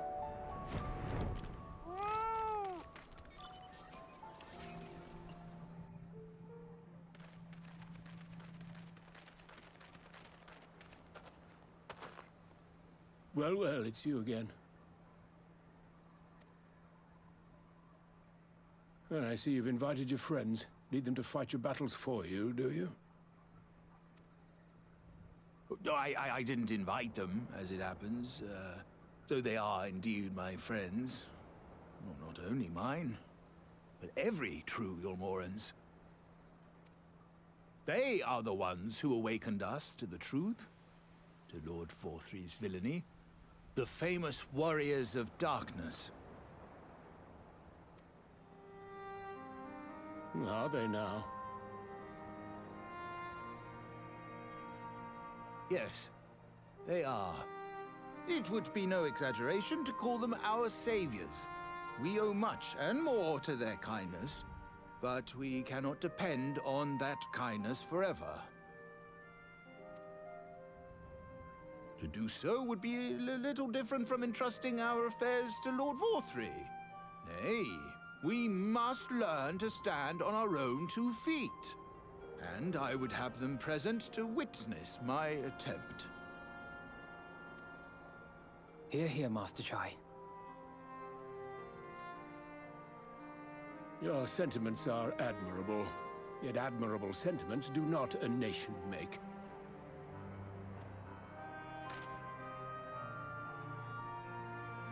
In my capacity as advisor, I once strove to build a better Yulmore. Gave honest counsel to my superiors, drafted laws for the benefit of one and all. But in time, my values fell out of favor. There was no need for them in this paradise Forthry was creating. And so I left my homeland behind. But you, Chai News, you were content to wallow in indolence under Forthry's auspices. And so I cannot help but ask myself what manner of nation you intend to build.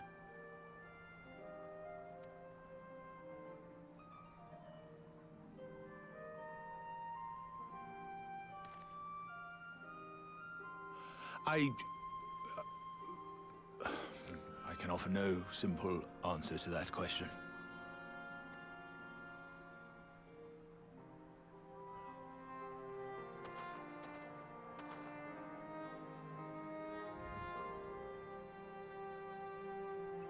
But this much I will say. It is my hope that Yulmore can become a nation which her citizens might freely choose to build together.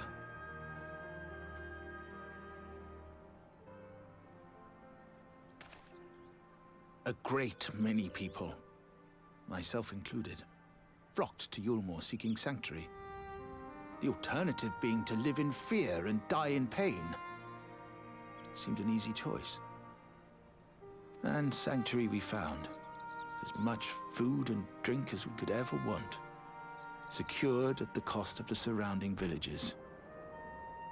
Little wonder the people gathered at our doorstep, begging to work among the bonded. The free were blind to it all, of course. Content to, as you say, wallow in indolence. In ignorance. Were I mayor, I would first take stock of the city's resources and see that they were assigned equitably. Our days of reckless consumption are behind us. The distinction between free and bonded died with Vor 3. The needs of rich and poor alike must be considered if our nation is to survive. To which end I would take steps to secure channels for supplies, rekindle relations with nearby settlements, who re-establish industry, reach out to neighboring nations, and the list goes on and on.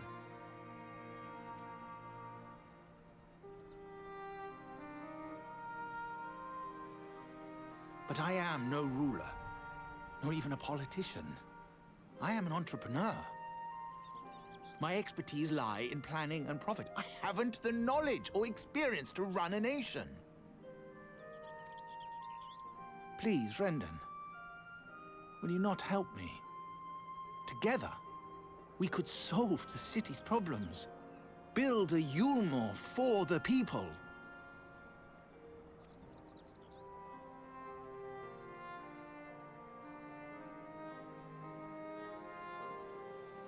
A Yulmore for the people.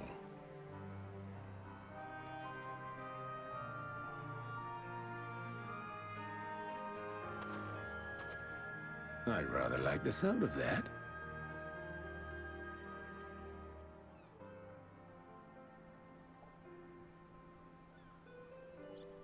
But before I offer you my counsel, I would be certain of your ability to perform the duties of office.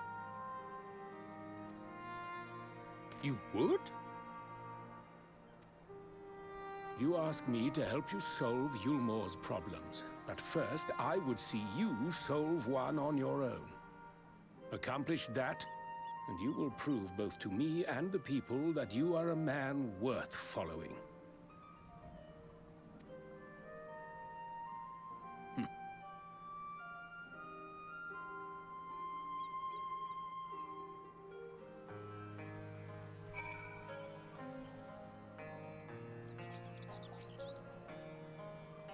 Yeah.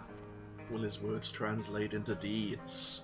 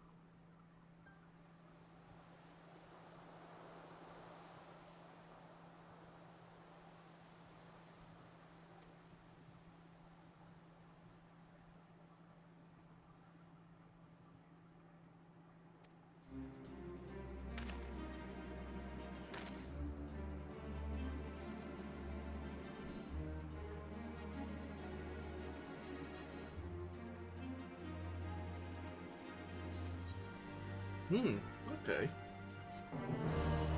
Seems Master Chai here wants the Talos from Daedalus Stoneworks to get up and running once again. Finding good help.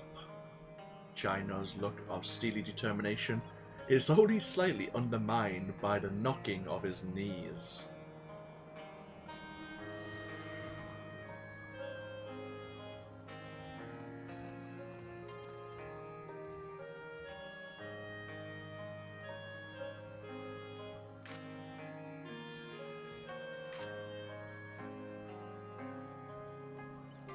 Okay, we're going to deactivate and reprogram the Wild Talos. Well, if we can gain control of them, I suppose. Because here's some of the Wild Talos here. Defective, but surely as the heir of Daedalus Stoneworks that could be resolved.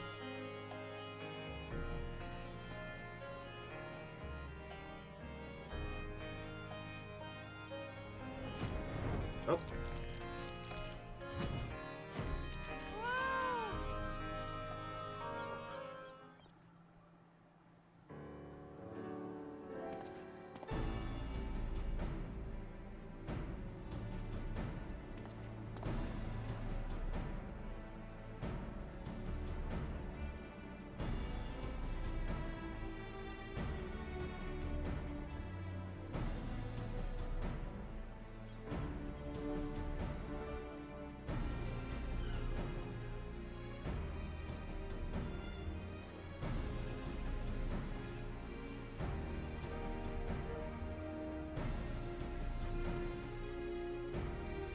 Oh, he wants to do it.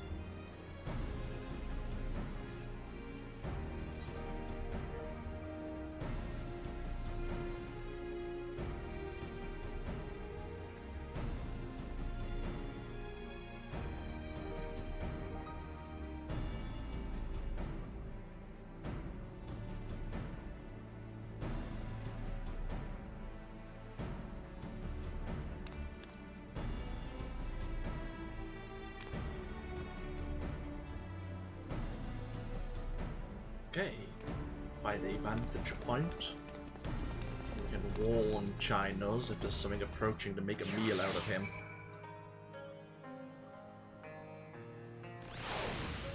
Oh! Keep a lookout for danger and alert Chinos when it's safe to incapacitate the Talos. Point the spyglass at Chinos and give him the signal to sneak near the Talos with a left mouse click.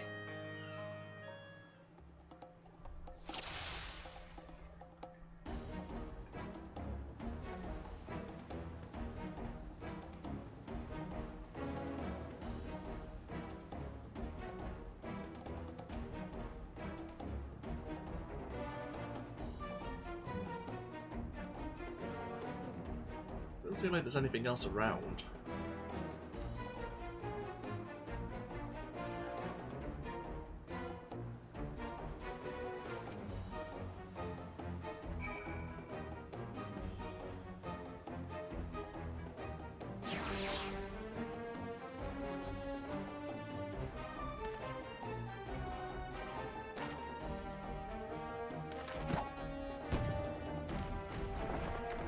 I was waiting for it to fall backwards on him.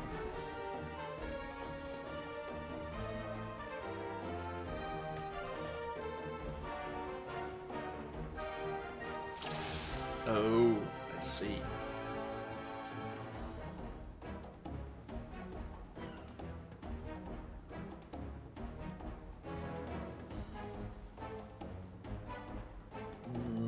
not just yet. We'll see what is happening. Yeah, they're moving.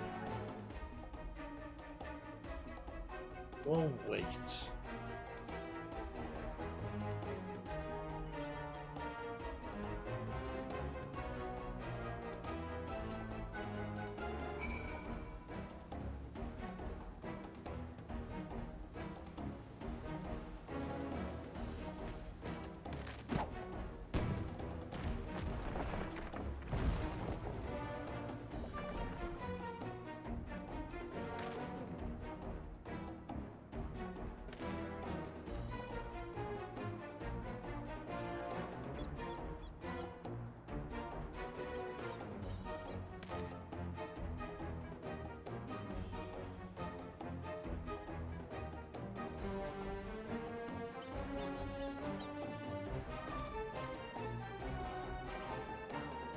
Oh. He's trying without the signal. He's getting a bit more confident.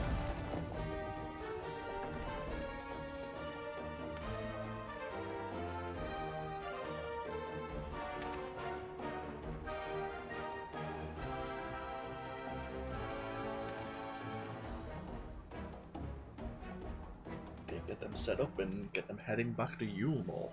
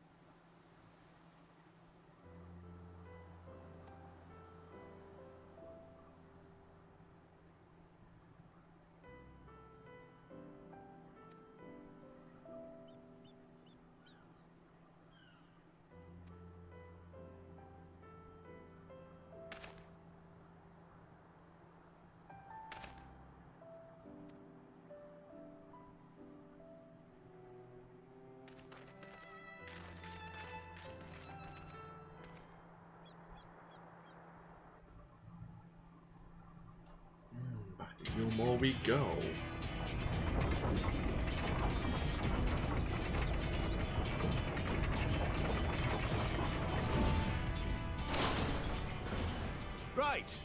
Right then. Form a line and make for Yulmore.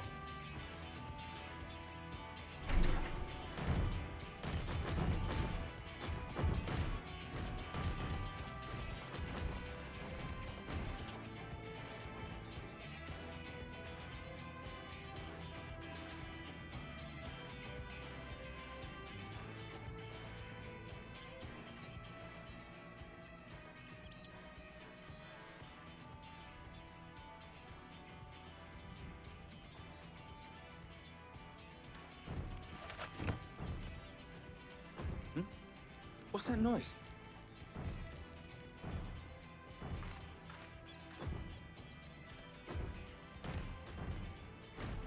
Wicked White! Runaway Talos! Call the guard!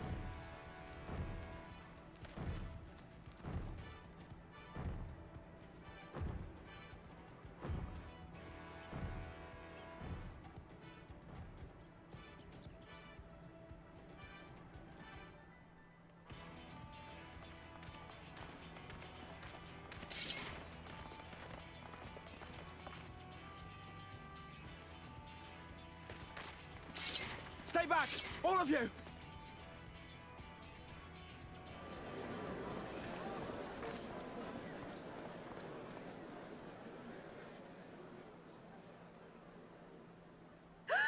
Is that...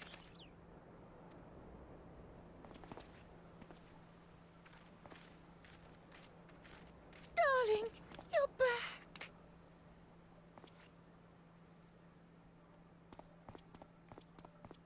But of course I'm back. You didn't see... Dearest, I can't...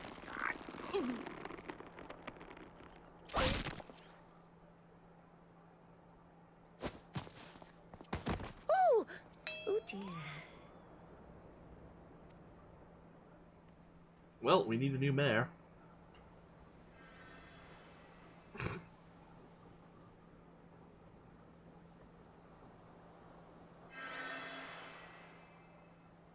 Oh, thank you. I'm sorry, my darling. It's just the sight of you filled me with such joy, I couldn't help myself.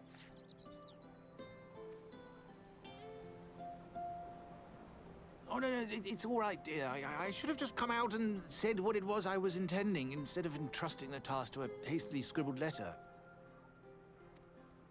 Does that mean you'll do it? Well, I'm here, aren't I? I mean, not that my absence signified any unwillingness, you understand? Oh, no, naught could be further from the truth. I only left to enlist the aid of the former mayor's senior advisor. And now that I have it, I believe I am ready to take office.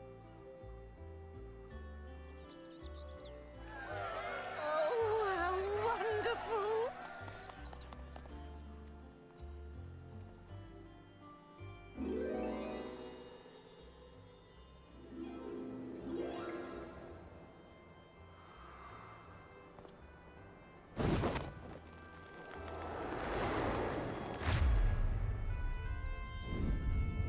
Dearest, please! It's gonna be a short term. Wow, she was shaking him like a rag doll there at the end.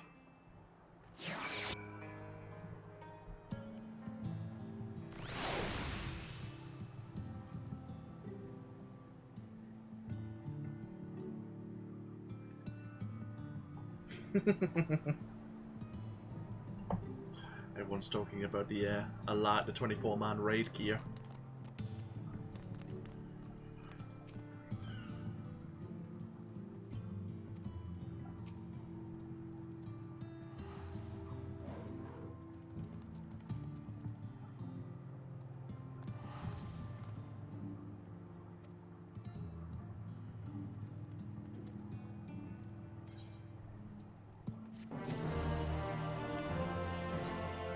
Moving forward. Despite the butterflies in his stomach and his broken back, Chai Nose is prepared to address the masses.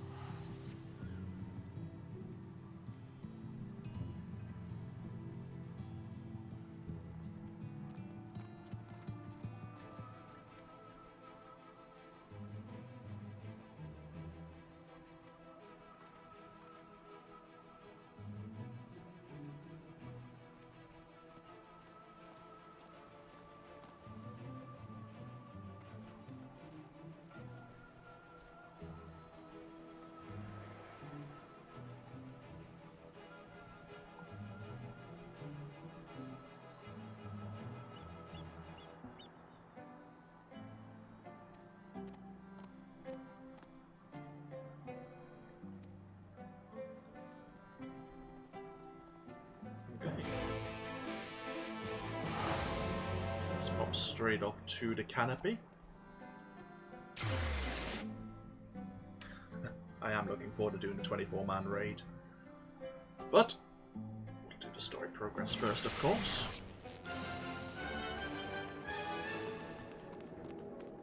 Do I need to repair my gear? That's fine.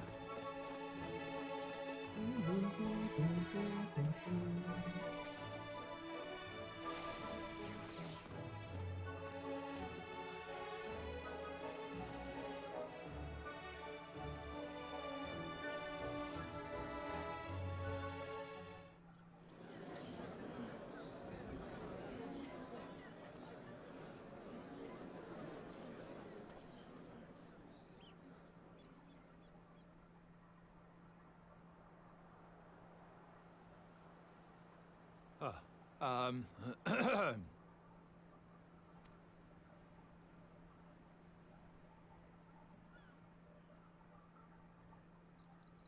on, dear.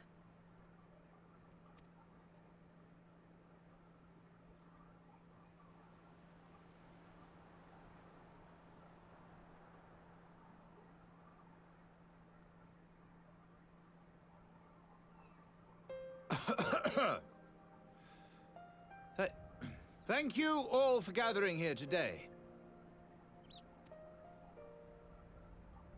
But before going any further, could I ask the free citizens of Yulmore to look around?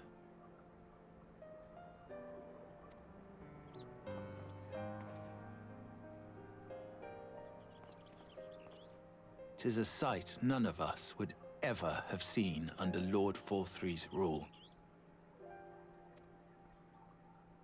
Not only do we stand in the familiar presence of those we once called the Bonded, but today we welcome the peoples of the Derelicts and Gate Town too.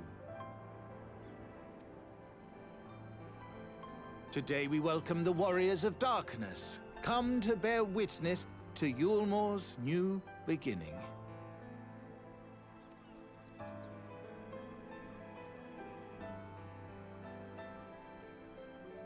As you know, an election was recently held, at the end of which I had the honor of being chosen to succeed Lord Forthry.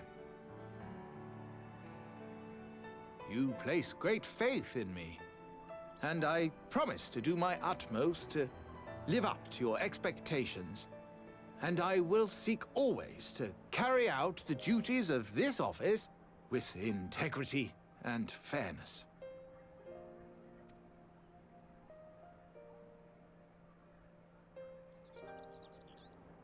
Always, I say, but not forever. Let it be known that I do not intend to hold this post indefinitely. I consider myself but an acting mayor, who will serve only for the interim, while Yulmore is reshaped according to a new set of values.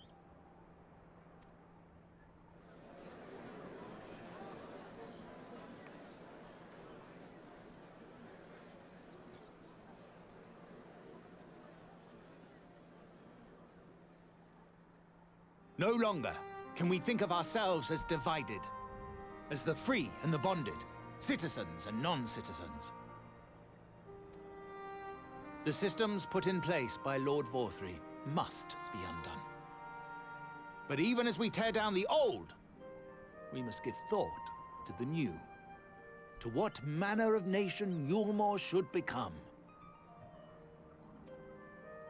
Whatever the answer may be, it cannot be decided by one man alone. And so I propose that an open forum be held, that we might all discuss how best to strive towards a better future. However, there can be no talk of the morrow unless we first address the issues of today.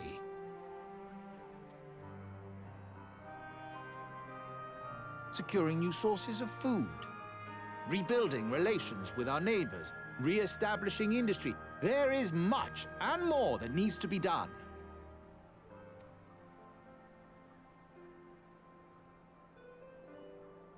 Too much for a mere man of business. And so I pledge instead to do everything in my power to ensure our city's security and stability while we all work together to see these problems solved. The road before us will not be easy, and I know full well how daunting the prospect of honest labor may seem to some of you. But we must accept the reality of our circumstances. We must move forward.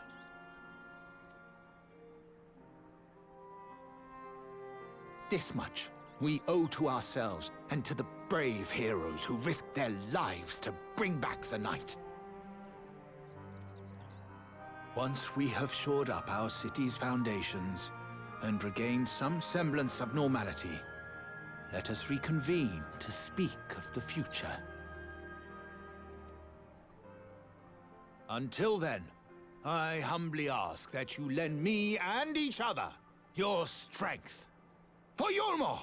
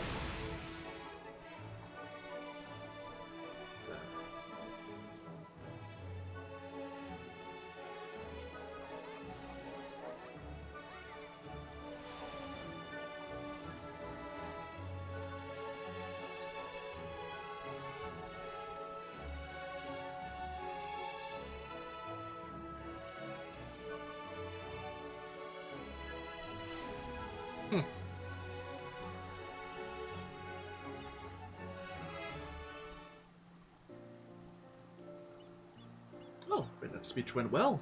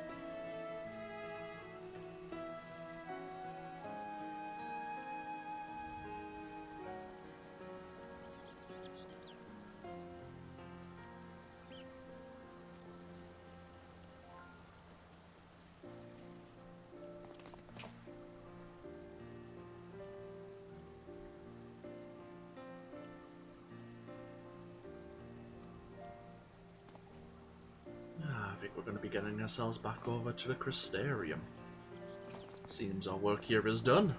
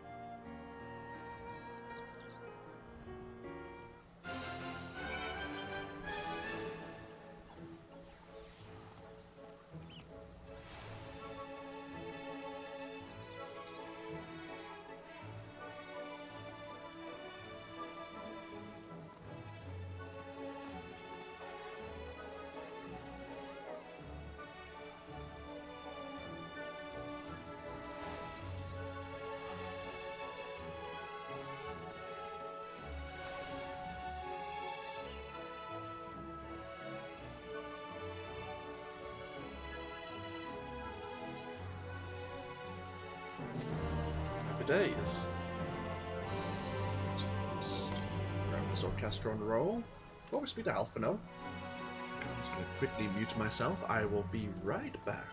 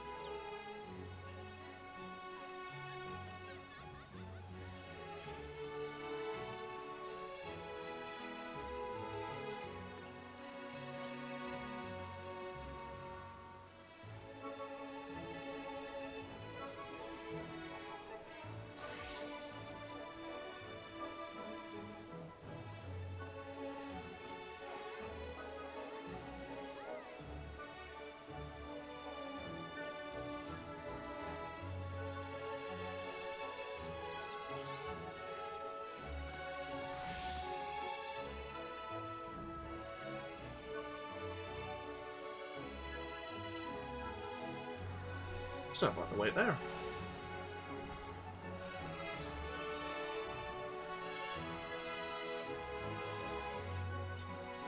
Vows of Virtue, Deeds of Cruelty, which is the name of the 5.1 patch.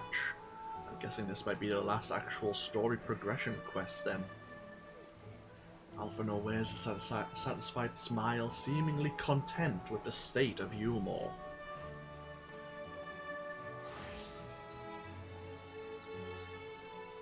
Deeds of Cruelty does not sound good.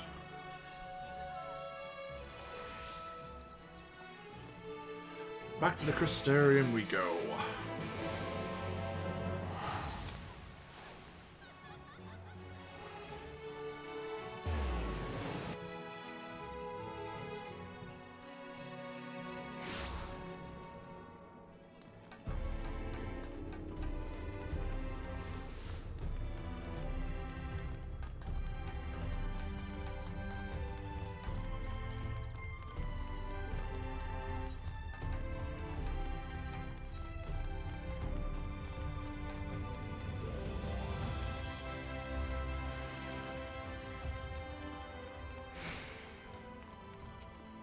Back up to the Ocular we go.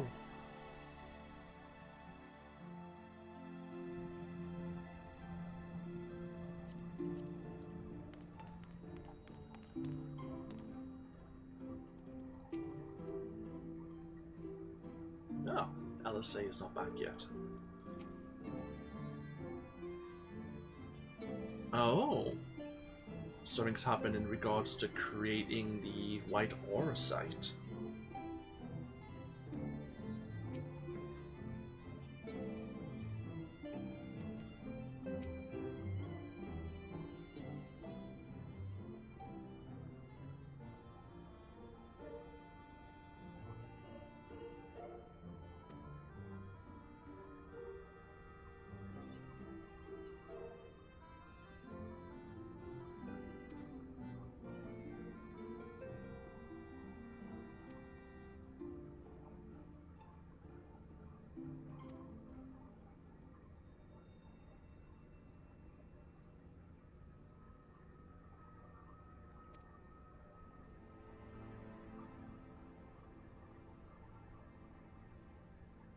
White Aura site is ill-suited.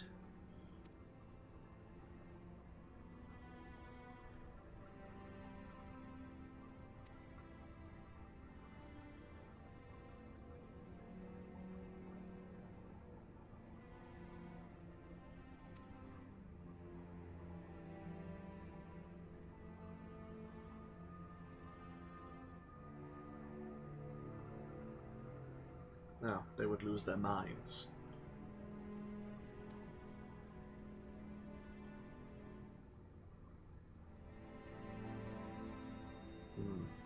You can put your minds or your souls into the Aura site, but at the moment, not together.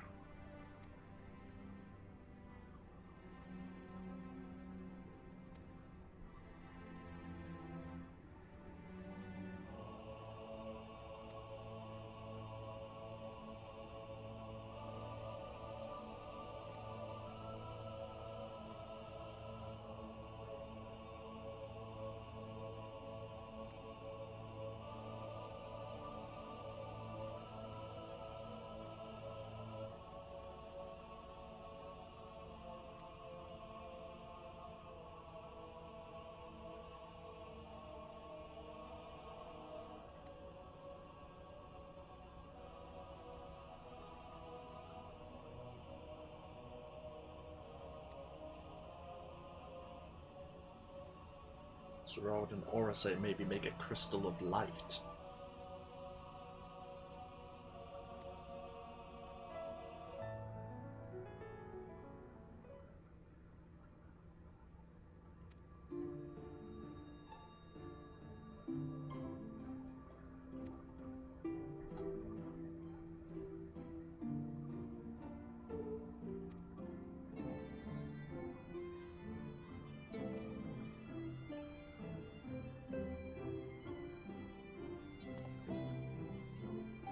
Is going back to Eden. And we're heading back to the source.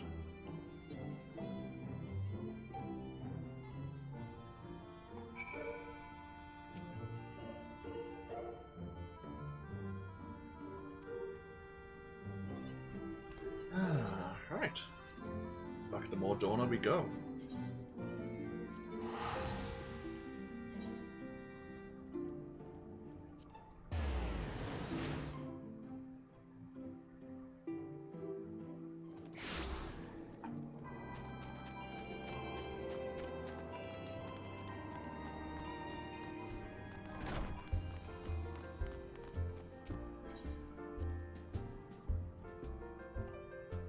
See how Kryl and Master Matoya have gotten on as well, maybe in looking after the Scions.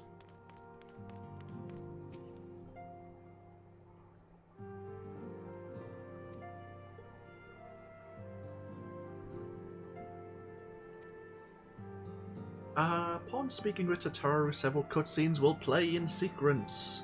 It is recommended that you set aside sufficient time to view these scenes in their entirety. Yeah, I imagine the deeds of cruelty will somehow go, meanwhile, in the Gallian Empire. Because we left there on a kind of cliffhanger.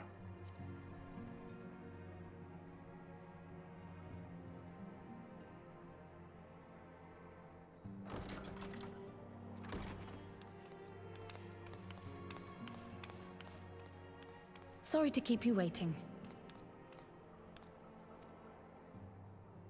I've carried out the treatment as per Master Matoya's instructions. It should slow the destabilization of their corporeal ether quite significantly. But tell me, how fare our friends in the first?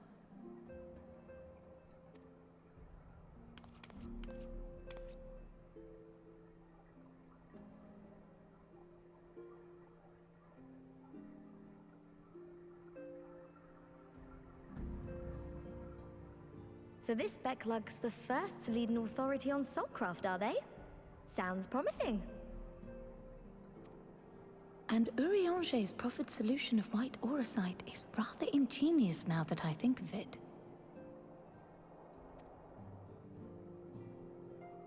Well, while they press on with their preparations, you may rest assured we will continue to do our part here.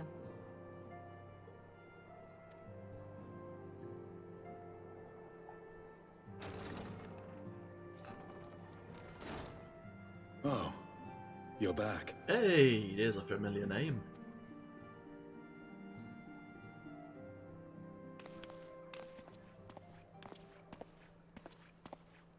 Last time we saw you, you were in the throne room of Garlemald.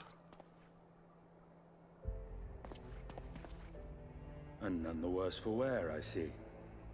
I've shrunk a few feet since you last saw me. Estinian! Oh, thank the gods! We've been worried sick. Did you lose your link pearl or something? The situation in Garlemald has become more complicated. I was making my escape from the capital when I ran into one of yours, Riol. He thought it best we come straight here. More complicated how?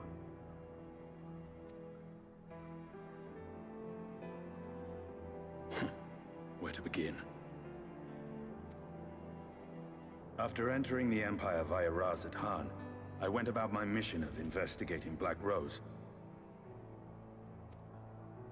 It was then, inside a provincial factory, that I encountered the one who styles himself Shadow Hunter, Gaius Beelsar. Our goals being apparently aligned, we joined forces and ventured on into the heart of the capital, to the very Imperial Palace itself.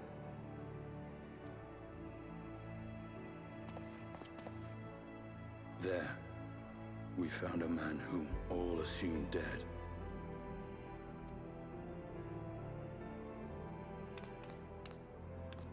But his soul lives on, and he has wrested back his flesh. Xenos ye Galvas.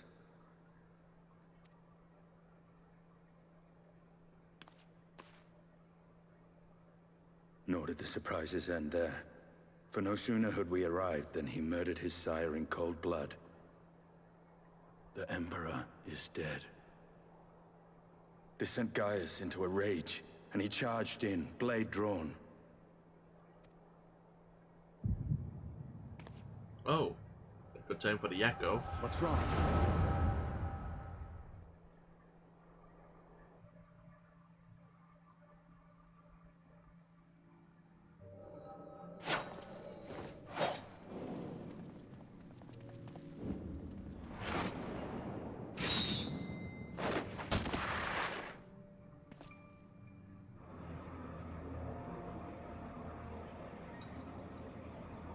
The hell?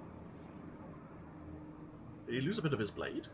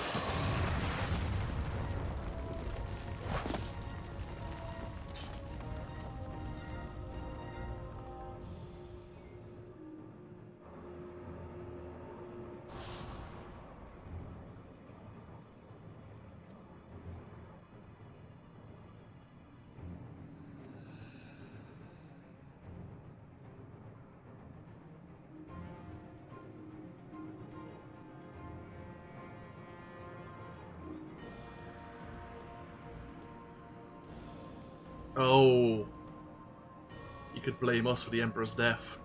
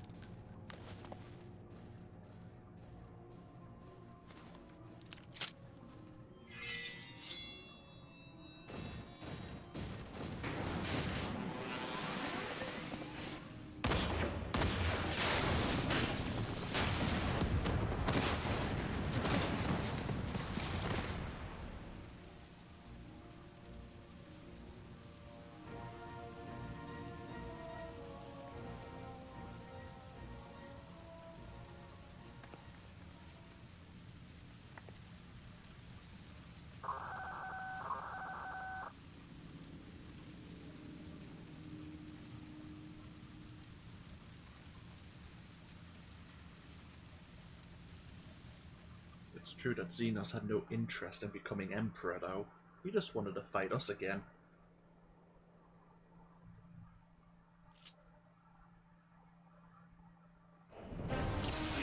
Oh shit! Hi, Estinian.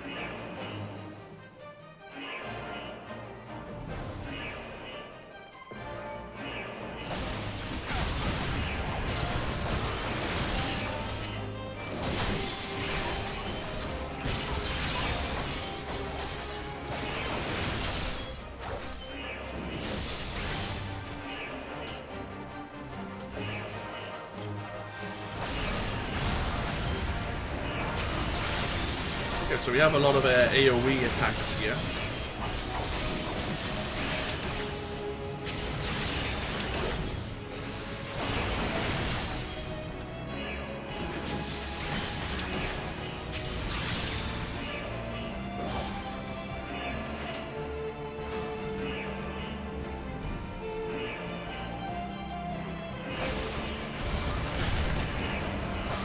Ooh, crap, more.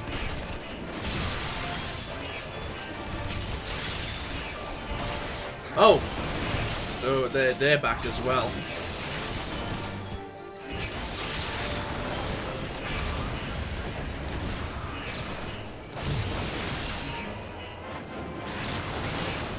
The two we fought at the Give It Dark.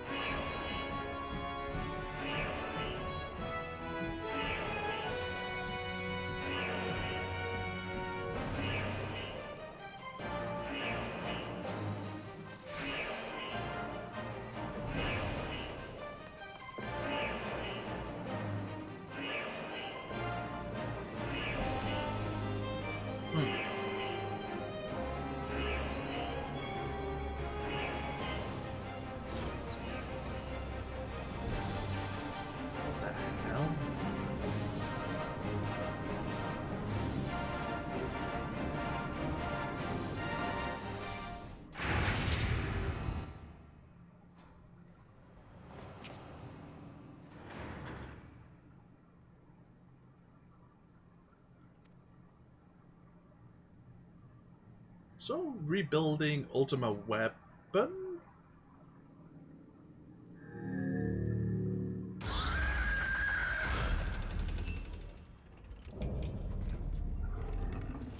Arch? How many Hearts of Sabik are there? Okay. And we even have the Ultima music.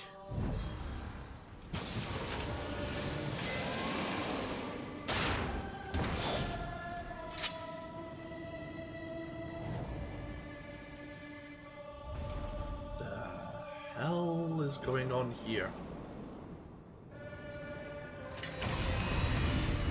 Okay. Sure, why not?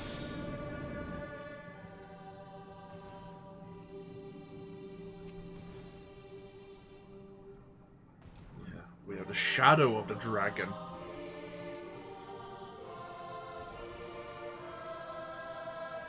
Damage over time. An AoE attack. Star Diver. And we have a limit break. Okay. So be it.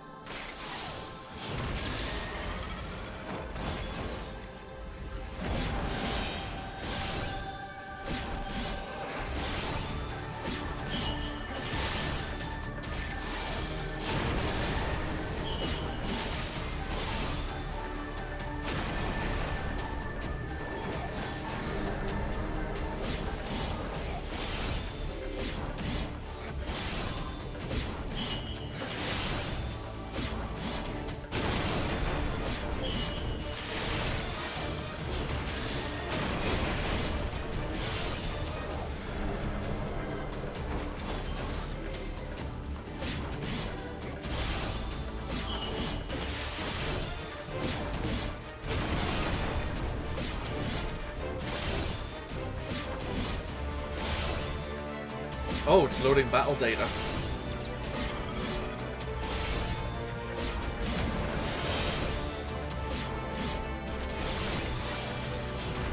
Oh crap.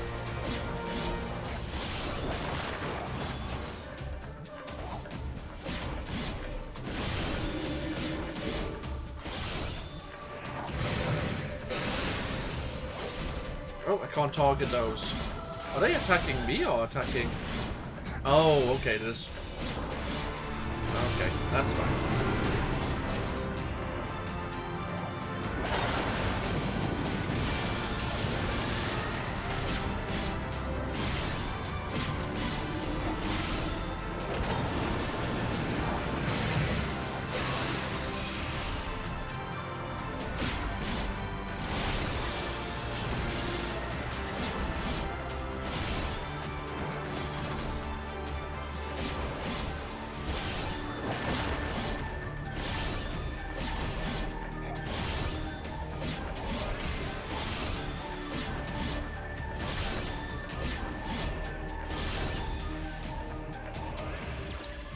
Castrum, Albania.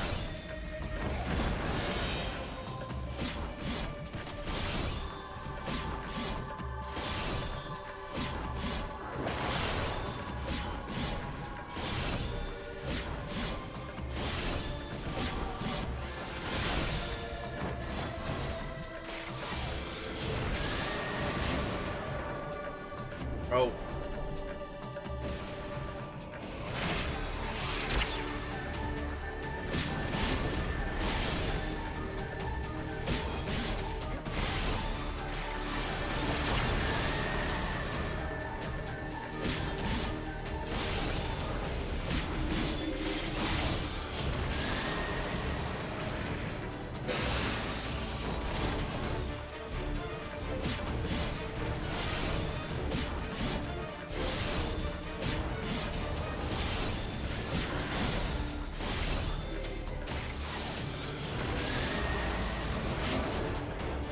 Oh god. Ow, yeah.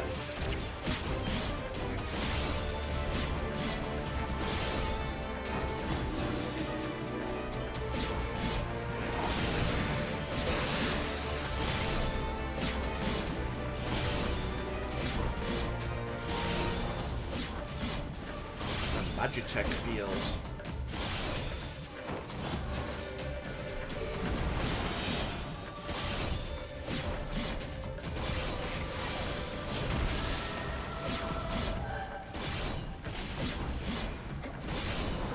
Oh, he's not taking damage. Oh, limit break.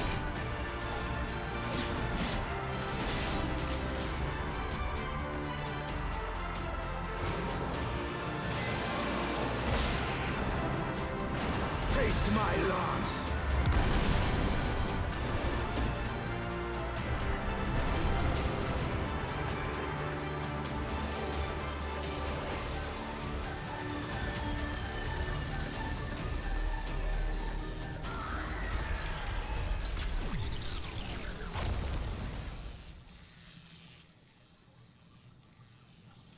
Well, hopefully guys have an easier time.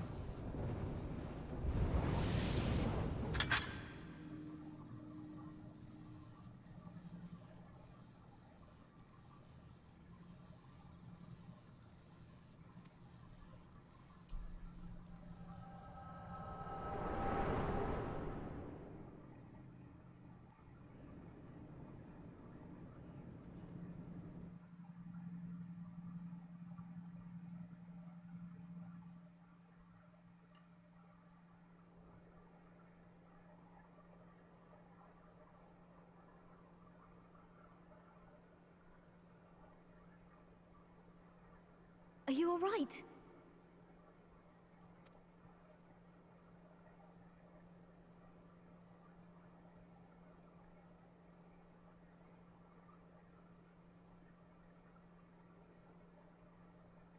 Peer into my past, did you?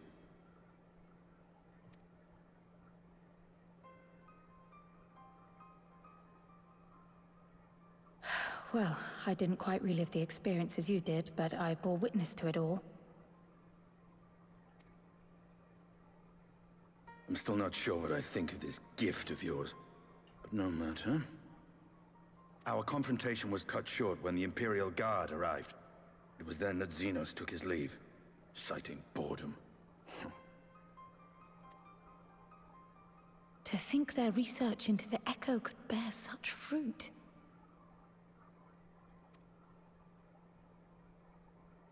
Escaping death, jumping from one body to the next, and returning to his own after all this time. He is an Ascian in all but name.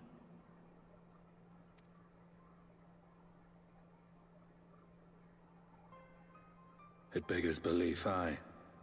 But no more than a hero traversing the rift between worlds.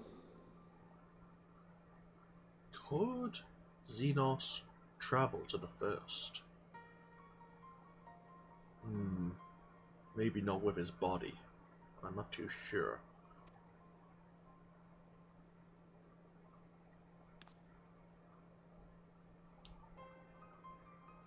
My concerns are far more prosaic. With the Emperor dead and the Crown Prince missing, the Empire is in disarray. Until order is restored, assuming it even possible, we needn't fear an Imperial reprisal.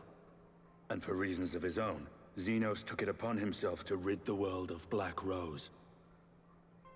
Riol has already gone to apprise the Alliance leaders of these developments. We may leave the matter in their hands for now.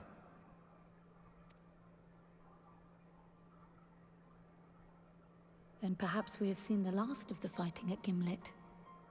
Though, if it comes to civil war, I cannot help but fear for the provinces.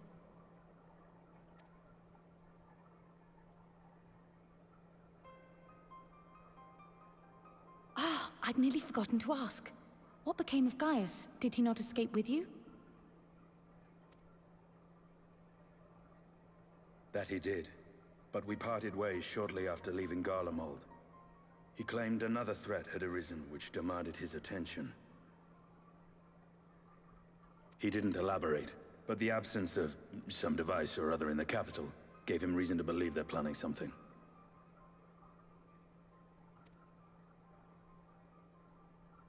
Lest you worry, I believe he has well and truly shed the Black Wolf's pelt.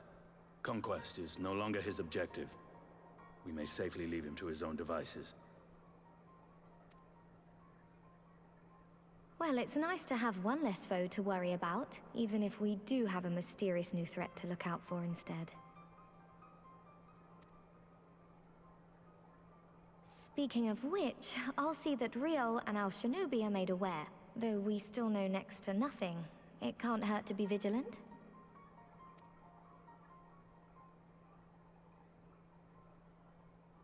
Well then, with Black Rose nipped in the bud, I believe I've fulfilled my part of the bargain.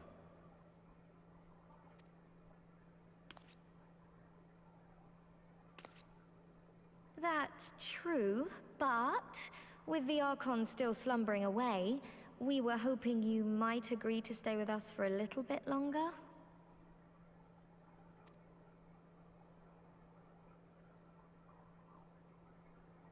Sorry, but I'm not inclined to extend my contract. Gaius isn't the only one with business to attend to.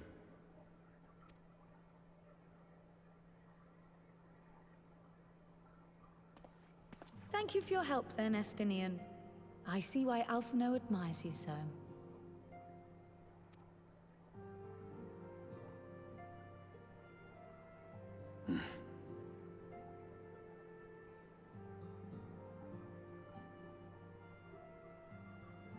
Farewell, my friend. See that you don't make a habit of dozing off in battle. Now, that wasn't my fault. That's unfair.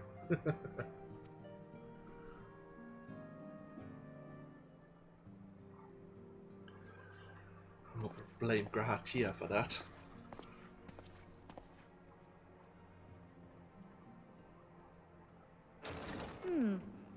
I suppose we should all be getting on then.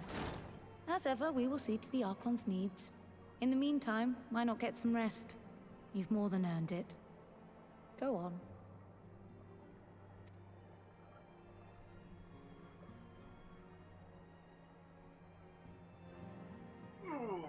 Stretch.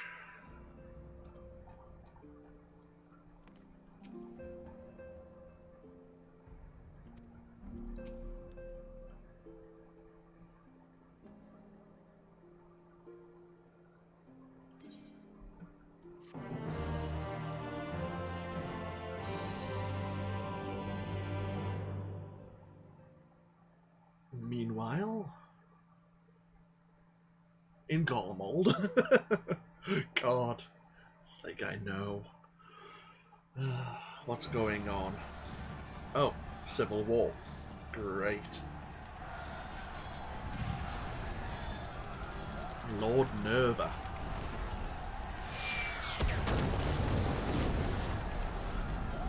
Here's a new name.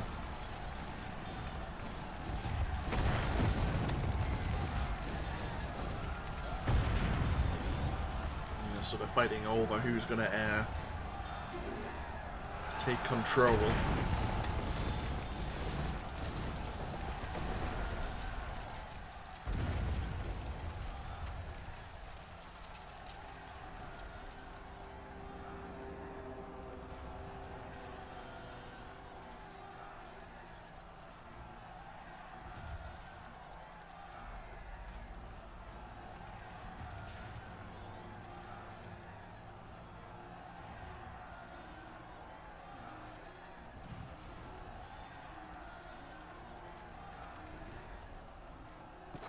Elidibus?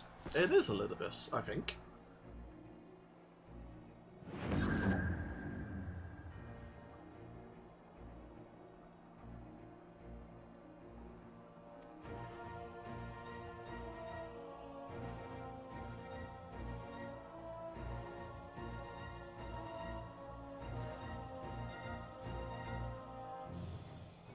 Ah, maybe not. Who are you?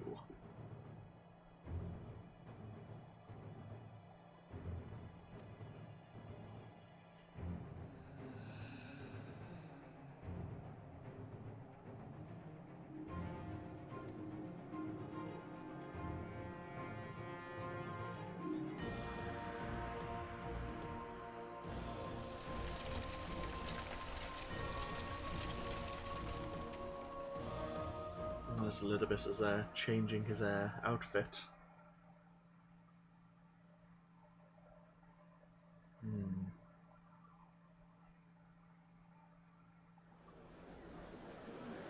I'm back in the first.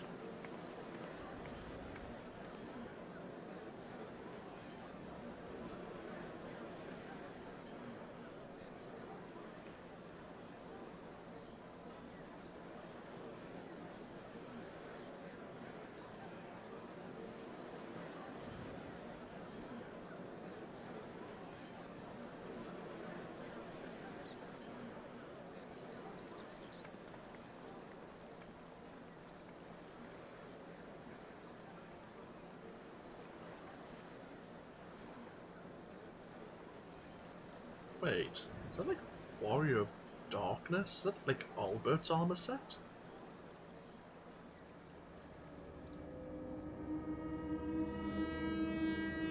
What the hell?